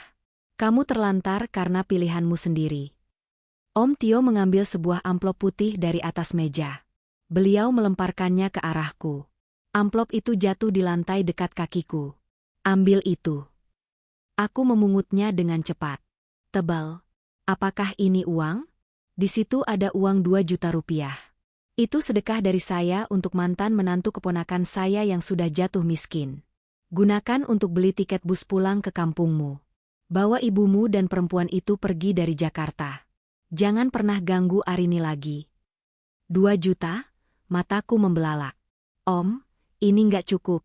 Saya butuh pekerjaan, Om. Saya butuh jabatan saya kembali. Kamu tidak punya malu, Bramantio? Suara Om Tio meninggi, menggelegar membuat burung di sangkar terkejut. Bersyukur saya tidak menyuruh Arini memenjarakanmu atas kasus penggelapan uang perusahaan. Arini masih berbaik hati membiarkanmu bebas, asal kamu pergi dari hidupnya. Sekarang, keluar. 2 orang penjaga rumah bertubuh tegap muncul di belakangku. Aku gemetar. Harapan terakhirku pupus. Keluarga Arini sudah menutup pintu rapat-rapat. Aku berjalan keluar dari rumah mewah itu dengan langkah terseret, menggenggam amplop berisi 2 juta rupiah itu dengan perasaan campur aduk. Marah, malu, dan putus asa. Sore harinya, aku kembali ke penginapan. Begitu aku membuka pintu kamar, pemandangan di dalam membuat darahku naik ke ubun-ubun. Ibu mertua sedang terbaring di kasur sambil merintih. Sementara Laras, dia sedang makan dengan lahap sepiring sate ayam, sambil menonton video TikTok di HP barunya. Tuh, HP baru? Laras? Panggilku. Laras menoleh, mulutnya penuh bumbu kacang. Mas udah pulang. Mana susunya? Aku meletakkan belanjaan di lantai, mataku terpaku pada ponsel yang dipegangnya. Itu Android keluaran terbaru, dusnya masih ada di meja. Kamu dapat uang dari mana beli HP itu? Tanyaku curiga. Laras mengangkat bahu santai.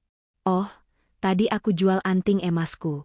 Yang dikasih Mas Bram waktu lamaran siri itu. Itu buat dana darurat. Laras, kenapa dibeliin HP? Teriakku. HP-ku rusak Mas. Lemot. Aku bosen di kamar ini nggak ada hiburan. Lagian kan Mas Bram lagi cari uang? Pasti dapat banyak kan? Katanya ketemu omnya si Arini. Aku menatapnya tak percaya. Sifat aslinya benar-benar keluar. Dia egois. Dia tidak peduli kami sedang krisis. Aku cuma dapat 2 juta. Laras, itu buat ongkos kita pulang kampung. Pulang kampung? Laras meletakkan piring satenya kasar. Ogah. Aku nggak mau balik ke desa jadi bahan omongan tetangga. Aku mau tetap di Jakarta. Kamu janjiin aku jadi nyonya di sini. Nyonya gundulmu. Teriak ibu mertua tiba-tiba bangkit. Heh perempuan gatal. Kamu yang habisin duit anakku. Kamu jual anting cuma buat main HP sementara mertuamu sakit nggak dibeliin obat? Bodoh amat, balas Laras. Nenek urus aja diri sendiri. Tiba-tiba Dava menangis lagi. Tangisannya lemah, seperti dehidrasi. Aku mendekati bayi itu. Badannya panas sekali. Laras, Dava demam.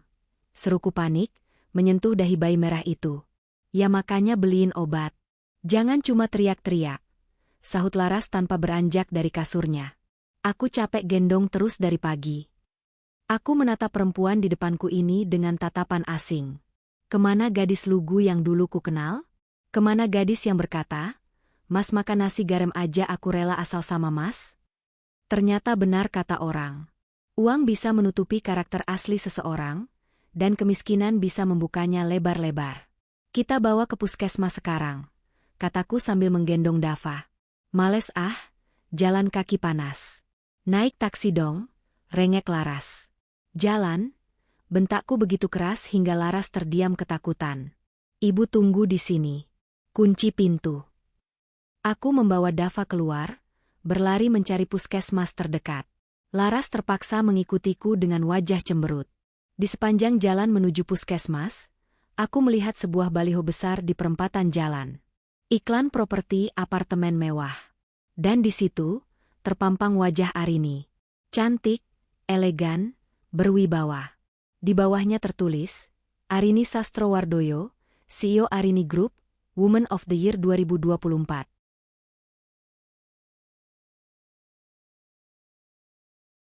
Hatiku perih.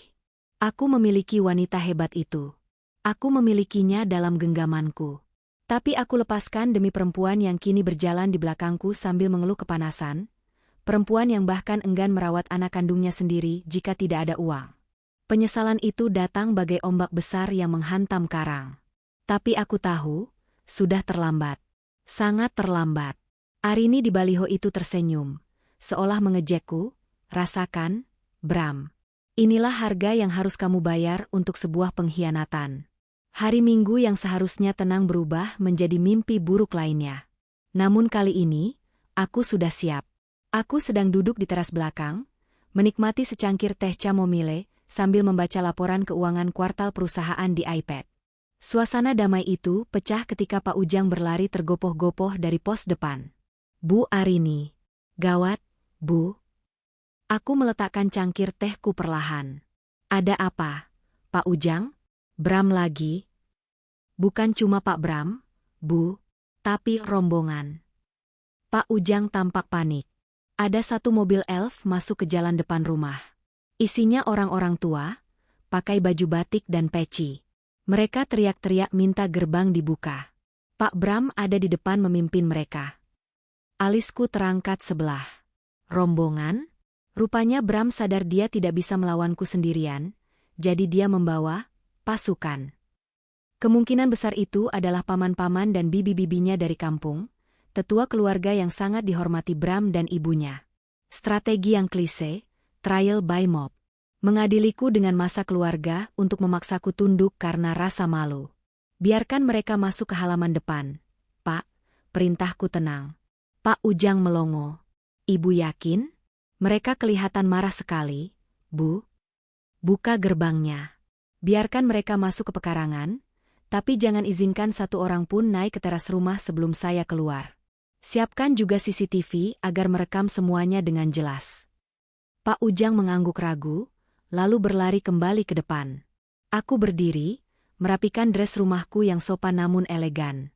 Aku tidak perlu ganti baju.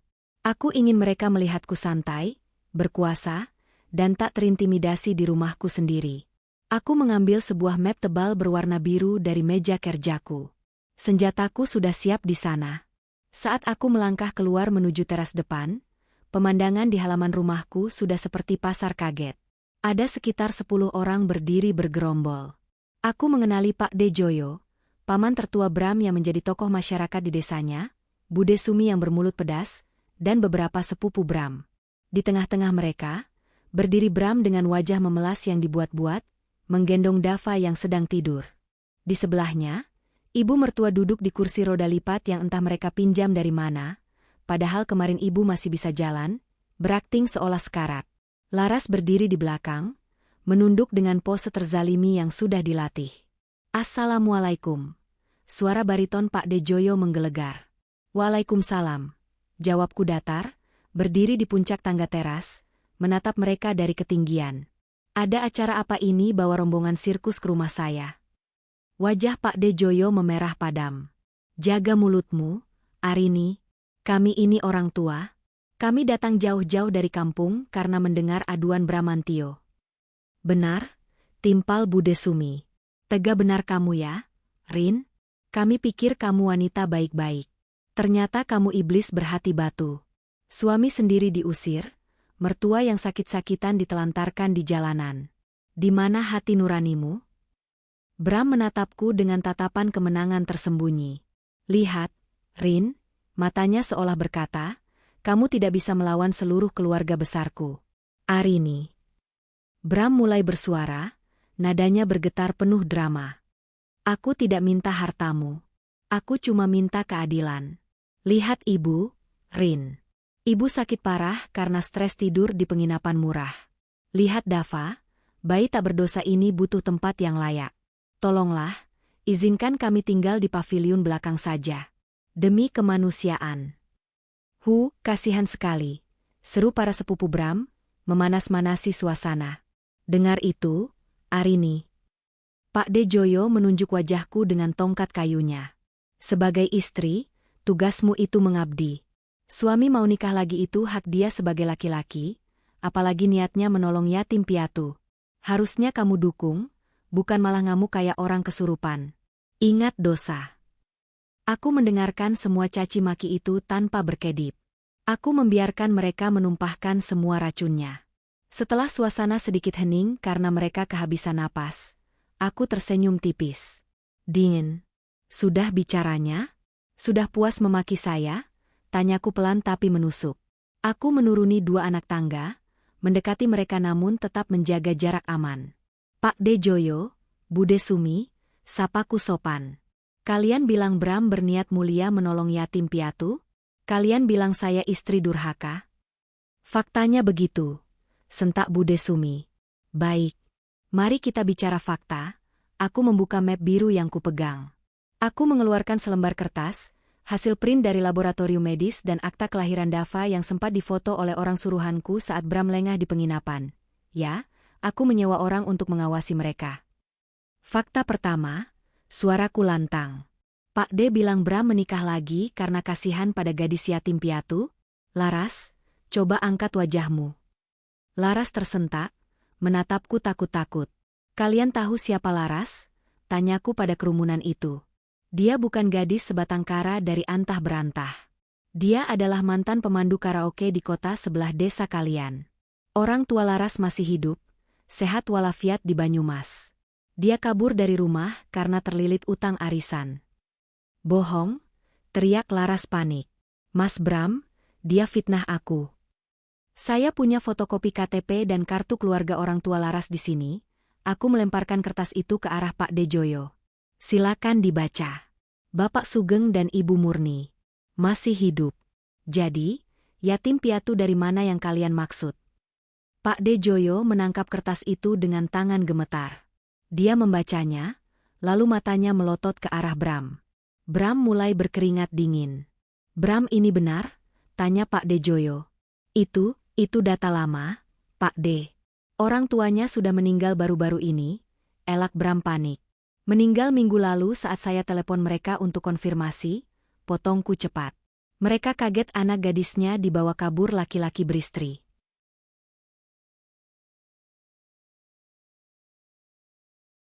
Keriuhan mulai terjadi di antara rombongan keluarga. Fakta kedua, lanjutku, tak memberi mereka napas. Kalian bilang Bram menikah setahun lalu? Lihat bayi itu. Bayi yang digendong Bram usianya baru 2 bulan. Mari kita berhitung matematika sederhana. Jika menikah setahun lalu, kenapa baru punya anak 2 bulan? Wajar. Tapi, aku mengeluarkan bukti USG yang kutemukan di memori cloud Bram yang lupa dia logout dari iPad di rumah. Ada tanggal tertera di sana. Ini foto USG tertanggal 7 bulan lalu. Usia kandungan saat itu sudah 5 bulan. Artinya, Laras sudah hamil duluan sebelum Bram menikahinya secara siri. Mereka berzinah, Laras hamil, baru Bram menikahinya. Dan kalian sebut itu niat mulia. Astagfirullah.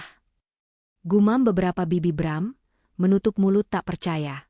Wajah Bram pucat pasi, seputih kertas. Rahasianya terbongkar.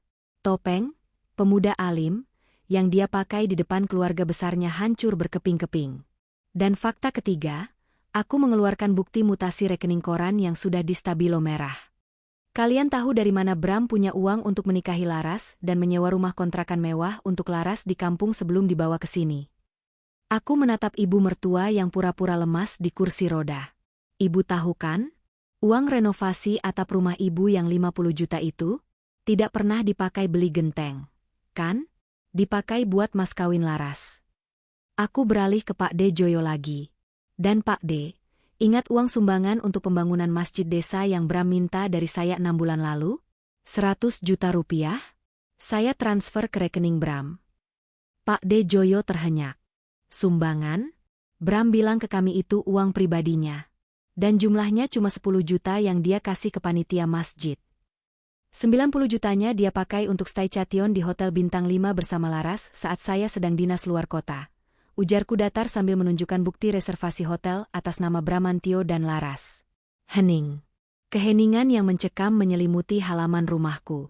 Angin berhembus membawa rasa malu yang amat sangat bagi keluarga besar Bram. Mereka datang untuk melabrak istri durhaka, tapi malah disuguhi bukti bahwa keponakan kebanggaan mereka adalah penzinah, pembohong, dan pencuri. Pak De Joyo gemetar hebat. Bukan karena marah padaku, tapi marah pada Bram. Harga diri keluarga besarnya diinjak-injak oleh kelakuan Bram. Plah! Sebuah tamparan keras mendarat di pipi Bram.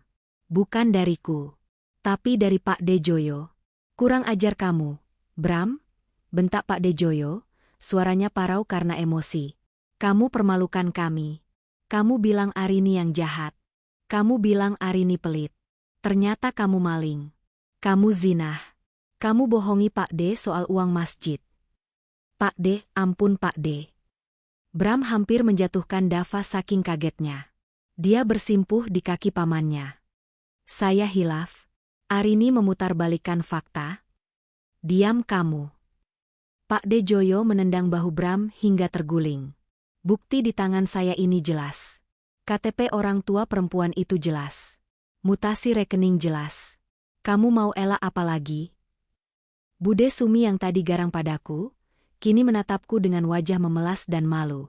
Dia mendekatiku pelan. Nak Arini, Bude. Bude minta maaf. Bude nggak tahu kalau kelakuan Bram sebejat ini. Kami dibohongi. Aku menatap Bude Sumi datar. Maaf Bude, sudah terlambat. Kalian datang ke rumah saya, teriak-teriak memaki saya, tanpa tabayun, konfirmasi, dulu. Kalian lebih percaya pada pembohong ini daripada saya yang selama 5 tahun ini selalu mengirim parsel lebaran dan uang saku buat kalian. Bude Sumi menunduk dalam, tak berani menatap mataku. Ibu mertua di kursi roda mulai menangis meraung-raung. Aduh, malu aku malu. Laras mencoba kabur menyelinap ke belakang mobil elf, tapi ditahan oleh salah satu sepupu Bram. Mau kemana kamu pelakor? Kamu juga harus tanggung jawab. Aku bertepuk tangan sekali, menarik perhatian mereka kembali. Cukup dramanya, kataku tegas. Sekarang kalian sudah tahu kebenarannya. Bramantio bukan lagi suami saya. Proses cerai sedang berjalan. Dan soal uang perusahaan yang dia gelapkan. Aku menatap Bram yang masih tersungkur di tanah. Saya beri waktu 2x24 jam untuk mengembalikan total 500 juta rupiah yang dia curi. Jika tidak, bukti-bukti ini akan mendarat di meja kepolisian. Dan Pak De Joyo? Aku menatap Pak De Joyo. Pak De sebagai tetua, pasti tidak maukan keponakannya masuk penjara dan nama keluarga besar Pak De tercoreng di koran nasional sebagai keluarga penggelap uang. Pak De Joyo tampak seperti orang yang terkena stroke ringan. Dia memegang dadanya. Jangan lapor polisi, Nak Arini. Tolong, kami akan usahakan, kami akan jual tanah warisan. Itu urusan kalian, potongku. Sekarang, bawa mereka semua keluar dari rumah saya. Bawa sampah ini keluar. Pak De Joyo mengangguk lemah. Dia berbalik pada Bram dengan tatapan penuh kebencian. Bangun kamu, bikin malu. Pak De Joyo menyeret kerah baju Bram. Ayo semua naik mobil. Kita pulang. Kita sidang anak kurang ajar ini di kampung. Tapi Pak De, Dava sakit. Rengek Bram. Anak haram itu bukan urusan kami, bentak Pak De Joyo. Urus sendiri. Cepat naik. Rombongan itu kembali masuk ke dalam mobil elf dengan suasana yang jauh berbeda dari saat mereka datang. Tidak ada lagi wajah garang. Yang ada hanya wajah tertunduk malu. Bram diseret paksa masuk ke dalam mobil. Laras mengekor di belakang sambil menangis ketakutan karena tahu dia akan habis dihakimi keluarga Bram di perjalanan. Ibu mertua dilipat kursi rodanya dan didorong masuk dengan kasar oleh anaknya yang lain. Mesin mobil elf menyala. Mobil itu berputar balik dan meninggalkan pekaranganku. Pak Ujang segera menutup gerbang besi itu dengan bunyi klang yang keras. Aku menghela napas panjang. Kakiku sedikit gemetar sekarang. Melawan 10 orang sendirian ternyata menguras energi, meski aku menang telak. Ibu hebat sekali, Pak Ujang berkomentar sambil geleng-geleng kepala kagum. Mereka langsung kicep. Bu. Aku tersenyum tipis. Kebenaran itu menyakitkan, Pak Ujang. Tapi harus disampaikan. Aku berbalik hendak masuk ke dalam rumah. Tapi langkahku terhenti saat melihat ada satu benda tertinggal di lantai teras. Sebuah sepatu bayi. Sepatu rajut kecil warna biru. Milik Dava yang mungkin terlepas saat Bram diseret tadi. Aku memungut sepatu kecil itu. Hatiku berdesir pilu. Bayi itu, Dava. Dia benar-benar korban di sini. Dia lahir dari orang tua yang salah. Dia sakit dan sekarang dibawa perjalanan jauh dengan mobil elf yang panas menuju kampung yang mungkin tidak akan menerimanya. Seandainya Bram jujur dari awal. Seandainya dia tidak serakah. Mungkin aku bisa menerima anak itu sebagai anak asuh. Mungkin. Tapi kata, seandainya, tidak berguna sekarang. Aku menggenggam sepatu kecil itu erat-erat, lalu meletakkannya di atas meja taman. Biarlah. Itu bukan tanggung jawabku. Tuhan punya cara sendiri mengatur takdir anak itu. Sekarang, fokusku adalah memastikan Bram membayar hutangnya. 500 juta, atau penjara. Tidak ada pilihan ketiga. Aku masuk ke dalam rumah yang sejuk, meninggalkan panasnya drama di luar sana. Babak penghancuran mental sudah selesai. Sekarang tinggal babak penghancuran finansial total. Notifikasi di layar ponselku menyala tepat pukul 10 pagi. Sebuah pesan singkat dari aplikasi perbankan yang memberikan kepuasan tak terlukiskan. Dana masuk, 500 juta rupiah berita. Pengembalian dana operasional, Bramantio. Aku menghela napas lega. Akhirnya, uangku kembali. Aku tidak peduli dari mana dia mendapatkan uang itu. Apakah menjual ginjal, merampok bank, atau menjual harga dirinya. Yang jelas, secara hukum, ancaman pidana penggelapan itu gugur. Tapi secara sosial dan ekonomi, aku yakin Bram sudah tamat. Aku meletakkan ponsel di meja marmer, kembali menatap cakrawala Jakarta dari balik dinding kaca ruanganku. Selamat menjadi miskin, Mas Bram, gumamku pelan. Sementara itu, di sebuah desa di Jawa Tengah, suasana di rumah besar peninggalan orang tua Bram terasa seperti rumah duka. Tidak ada jenazah, tapi ada kematian harga diri di sana. Pak De Joyo duduk di kursi kayu jati dengan napas memburu. Di hadapannya, sertifikat tanah seluas 2 hektar, tanah paling subur warisan kakek buyut Bram, kini sudah berpindah tangan. Tanda tangan, bentak Pak De Joyo sambil menyodorkan kwitansi pada Bram. Bram, dengan tangan gemetar dan wajah lebam sisa pukulan sepupu-sepupunya kemarin, menandatangani surat jual beli itu. Tanah itu terpaksa dijual murah cash keras kepada juragan tanah desa, sebelah demi menutupi utang Bram pada Arini dalam waktu 2x 24 jam. Sudah puas kamu, Bram? Suara Pak De Joyo bergetar menahan tangis. Tanah yang dijaga kakekmu puluhan tahun, tanah yang menghidupi keluarga besar kita dari hasil panennya, sekarang hilang. Hilang cuma buat nutupin kelakuan bejatmu di Jakarta.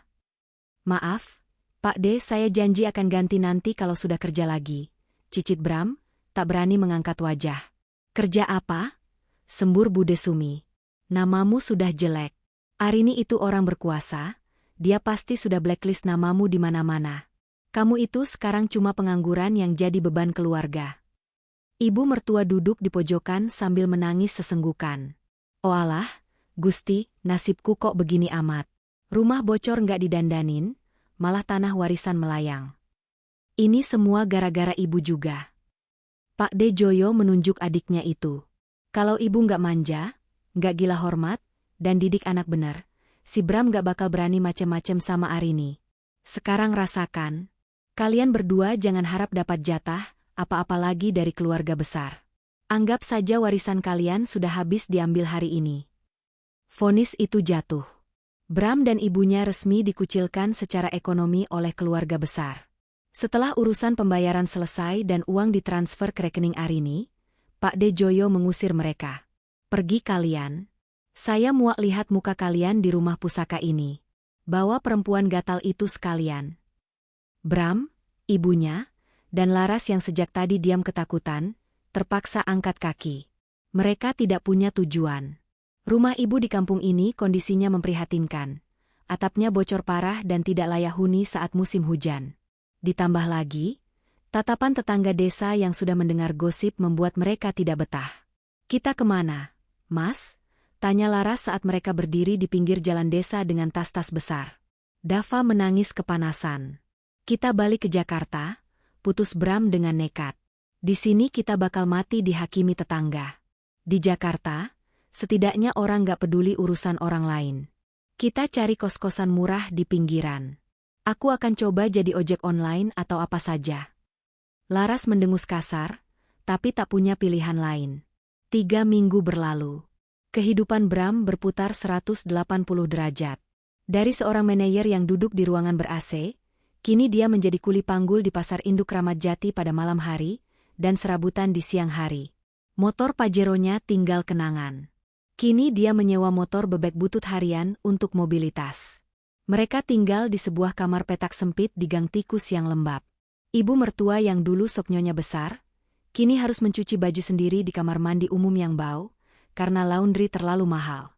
Namun, bencana sesungguhnya baru akan dimulai. Malam itu, Bram pulang dengan tubuh remuk redam. Dia membawa bungkusan nasi uduk dan sedikit uang hasil memanggul sayur. "Laras, aku pulang," panggil Bram saat membuka pintu triplek kamar kos. Hening. Biasanya Dava akan menangis atau Laras akan mengomel minta uang. Tapi malam ini sepi. Lampu kamar mati. "Laras?" Bram menyalakan lampu. Kamar itu kosong. Lemari plastik tempat baju Laras sudah terbuka dan melompong. Tas-tas Laras hilang. Peralatan bayi Dava juga lenyap.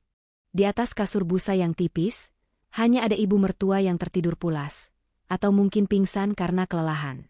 Jantung Bram berdetak kencang. Firasat buruk menyergapnya. Dia berlari ke meja kecil di sudut ruangan. Ada secari kertas sobekan bungkus rokok tertindih gelas plastik. Tulisan cakar ayam Laras tertera di sana.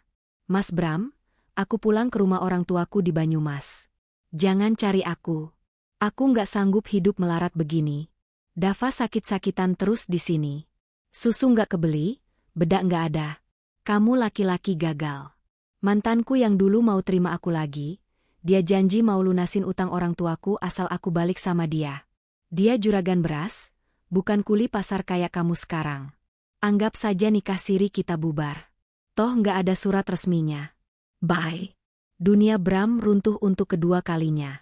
Lebih hancur daripada saat diusir Arini.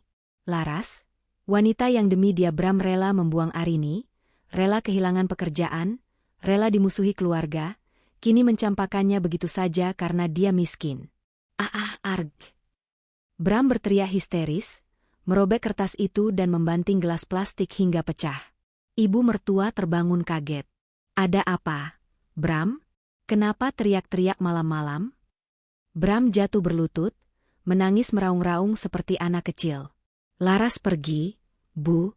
Laras kabur bawa Dava. Dia ninggalin aku. Dia balik ke mantannya." Ibu mertua terdiam. Wajah tuanya tampak syok, tapi kemudian berubah menjadi senyum pahit. Senyum penyesalan yang amat dalam.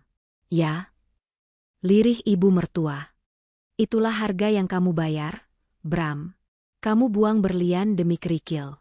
Sekarang kerikil itu melukai kakimu dan pergi menggelinding." "Ibu jangan nasihatin aku sekarang," bentak Bram frustrasi. "Ini semua salah ibu juga. Ibu yang bilang Laras itu baik.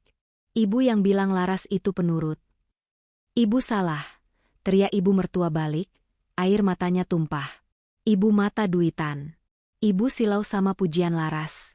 Ibu iri sama Arini yang sibuk dan jarang ngobrol sama ibu. Tapi ibu lupa, yang ngasih makan ibu enak, yang beliin obat lutut ibu yang jutaan itu, cuma Arini.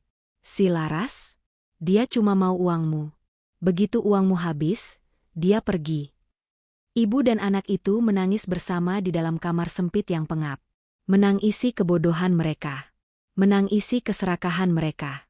Keesokan harinya, Bram mencoba menyusul ke Banyumas dengan sisa uang terakhirnya. Dia nekat naik bus ekonomi. Sesampainya di alamat orang tua Laras, yang dia dapat dari KTP yang difotokopi Arini dulu, dia disambut oleh pemandangan yang menyakitkan. Di teras rumah sederhana itu, Laras sedang duduk tertawa manja di samping seorang pria bertubuh tambun yang memakai kalung emas tebal. Dava ada di pangkuan pria itu, terlihat sehat dan bersih. "Laras?" panggil Bram dari pagar. Laras menoleh. Wajahnya berubah dingin seketika. Pria tambun itu berdiri, menatap Bram dengan garang. "Siapa dia, Dek?" tanya pria itu. "Bukan siapa-siapa, Mas. Cuma orang gila yang nyasar," jawab Laras santai, lalu menatap Bram dengan tatapan mengusir. "Pergi kamu. Jangan bikin onar di sini. Mas Joko ini calon suamiku. Dia bisa panggil warga buat gebukin kamu kalau kamu macem-macem." "Tapi itu anakku, Laras." "Dava anakku," teriak Bram. "Anakmu?" Laras tertawa mengejek. "Kamu punya uang buat beli susunya? Kamu punya uang buat sekolahin dia nanti? Kalau nggak punya, jangan ngaku-ngaku bapak. Mas Joko siap jadi bapaknya Dava. Pulang sana ke ibumu yang rewel itu." Pria bernama Joko itu melangkah maju, melipat lengan bajunya. Dua orang tetangga yang bertubuh kekar juga mulai mendekat, menatap Bram curiga. Nyali Bram ciut. Dia sendirian di kampung orang. Tanpa uang, tanpa kekuatan. Dia kalah. Kalah telak. Dengan langkah gontai, Bram berbalik arah. Meninggalkan darah dagingnya diambil orang lain. Meninggalkan harga dirinya terinjak-injak di tanah berdebu. Dia kembali ke Jakarta, kembali ke kamar sempit itu. Menemukan ibunya yang kini sakit demam tinggi karena stres dan kurang gizi. Malam itu, Bram duduk di lantai dingin, menatap langit-langit kamar yang bocor meneteskan air hujan. Dia mengambil ponsel bututnya. Membuka galeri foto lama yang belum sempat terhapus. Ada foto Arini di sana. Arini yang tersenyum cantik saat liburan ke Jepang 2 tahun lalu. Arini yang memeluknya saat dia ulang tahun. Arini yang memberinya kado jam tangan mewah.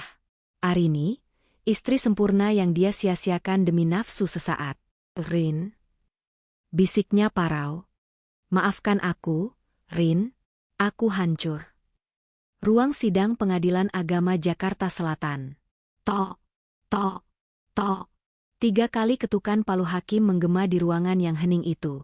Suara kayu beradu dengan meja itu terdengar bagaikan simfoni terindah yang pernah kudengar seumur hidupku. Dengan ini, majelis hakim memutuskan untuk mengabulkan gugatan cerai penggugat, Arini Sastrowardoyo, terhadap tergugat, Bramantio, secara verstek karena ketidakhadiran tergugat dalam 2 kali panggilan sebelumnya, dan kini diputus secara sah. Talak 1 Bain Sugra telah jatuh. Aku menghembuskan napas panjang yang sejak tadi tertahan di dada. Bahuku terasa ringan, seolah beban ribuan ton baru saja diangkat. Aku menoleh ke samping, ke arah kursi tergugat. Bram ada di sana hari ini. Dia akhirnya datang di sidang putusan. Namun, sosok yang duduk di sana nyaris tak bisa kakenali. Bramantio yang dulu gagah, wangi, dan selalu tampil perlente dengan jas mahal, kini tampak seperti orang yang berbeda. Tubuhnya kurus kering, tulang pipinya menonjol, dan kulitnya menghitam terbakar matahari. Dia mengenakan kemeja batik lama yang warnanya sudah pudar, dan sedikit kebesaran di badannya yang menyusut. Bram menunduk dalam-dalam. Dia tidak berani menatap majelis hakim, apalagi menatapku. "Saudara Bramantio, apakah Anda menerima putusan ini?" tanya hakim ketua. Bram mengangkat wajahnya perlahan. Matanya cekung, ada lingkaran hitam tebal di bawahnya. Dia menatapku sekilas, tatapan yang penuh dengan kehancuran, penyesalan, dan kerinduan yang putus asa. Saya terima, Pak Hakim," suaranya parau dan serak. "Saya memang pantas mendapatkannya." Sidang ditutup. Aku bangkit berdiri, merapikan blazer merah marunku. Pak Hendra menyalamiku dengan senyum lebar. "Selamat, Bu Arini. Anda resmi bebas. Hak asuh anak tidak diperebutkan karena tidak ada anak dalam pernikahan ini, dan tuntutan Gonogini dari pihak sana ditolak mentah-mentah karena bukti penggelapan dana yang kita ajukan." "Terima kasih, Pak Hendra. Kerja yang bagus," jawabku tulus. Aku melangkah keluar dari ruang sidang dengan kepala tegak. Di lorong pengadilan yang ramai, langkahku terhenti. Arini. Suara itu, suara yang dulu pernah menjadi favoritku, kini terdengar asing. Aku berbalik. Bram berdiri 3 langkah di belakangku. Dia meremas tangannya sendiri dengan gugup. "Ada apa lagi?" tanyaku datar. Tidak ada kemarahan, tidak ada kebencian. Hanya rasa dingin. Bram menelan ludah. Rin, aku cuma mau bilang selamat. Kamu kelihatan bahagia. Kamu makin cantik. Terima kasih. Aku memang bahagia karena parasit dalam hidupku sudah hilang. Jawabku tanpa basa-basi. Bram meringis, seolah tertampar. Rin, apa benar-benar nggak ada kesempatan kedua? Aku sudah dihukum, Rin. Laras pergi, anakku diambil orang, keluargaku membuangku, hartaku habis. Aku sekarang kerja serabutan jadi kuli bangunan. Aku tidur di kontrakan petak yang sering banjir. Ibu sakit stroke ringan, Rin. Dia manggil-manggil nama kamu terus tiap malam.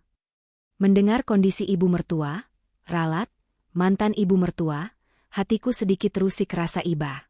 Tapi kemudian aku teringat bagaimana wanita tua itu memaki-makiku dan mendukung perselingkuhan anaknya. Kalian menuai apa yang kalian tanam, Bram, kataku tenang. Dulu aku tawarkan surga, rumah nyaman, pengobatan terbaik, hidup terjamin. Tapi kalian pilih neraka dengan keserakahan dan pengkhianatan. Sekarang nikmatilah pilihan kalian. Aku mohon, Rin.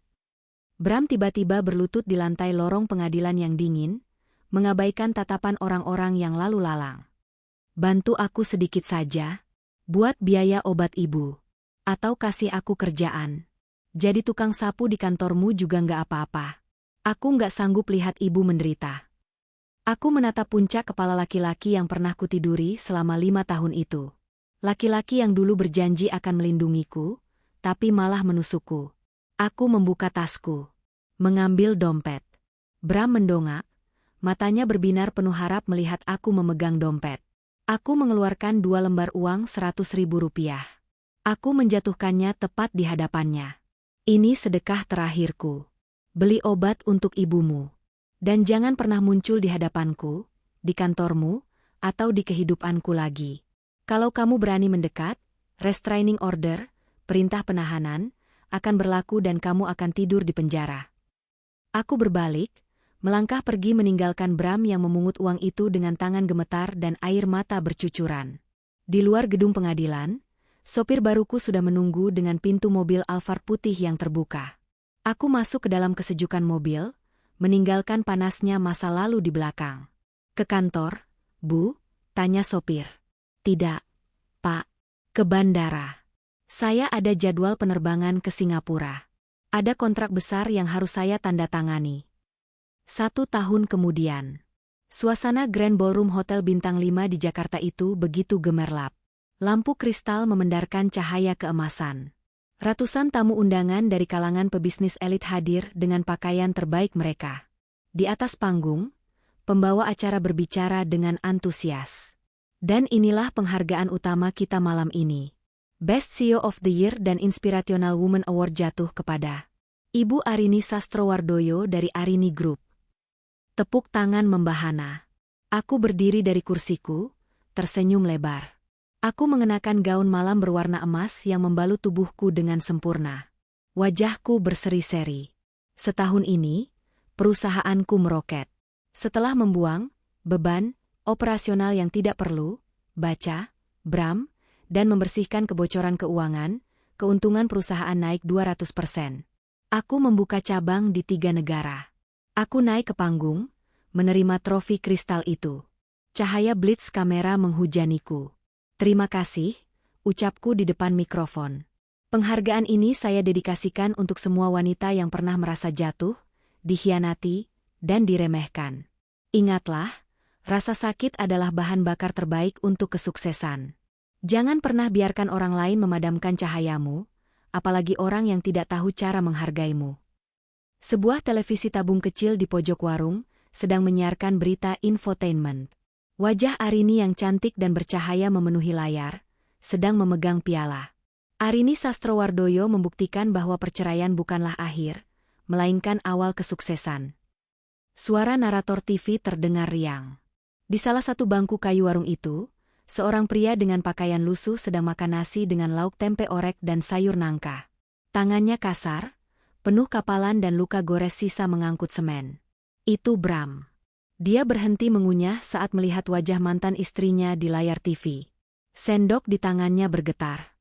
Wanita di layar itu tampak seperti Dewi. Jauh, sangat jauh dari jangkauannya. Dulu, wanita itu tidur di sebelahnya setiap malam. Dulu, wanita itu menyiapkan sarapannya. Dulu, dia memiliki wanita hebat itu. "Mas, nambah es tehnya enggak?" tanya penjaga warung, membuyarkan lamunan Bram. Bram tersentak. Dia merogoh saku celananya yang bolong. Hanya ada uang receh sisa 2.000 rupiah. "Enggak, Bu. Cukup air putih saja," jawabnya lirih. Dia kembali menunduk, menatap nasi piringnya yang mulai dingin. Pikirannya melayang ke rumah kontrakan petaknya. Di sana, ibunya terbaring lumpuh separuh badan. Setiap hari ibunya hanya bisa menangis dan menyebut nama Arini. Menyesali kebodohannya melepaskan menantu sebaik itu demi seorang pelakor yang bahkan tidak becus mengurus anak. Bram makan dengan cepat, menahan air mata yang hendak jatuh ke piringnya. Nasi itu terasa seperti sekam di tenggorokannya. Penyesalan itu datang setiap detik, setiap tarikan napas. Dia ingat kata-kata Arini dulu, "Aku menerimamu apa adanya, Mas." Dan dia ingat kata-kata Laras, "Kamu laki-laki gagal."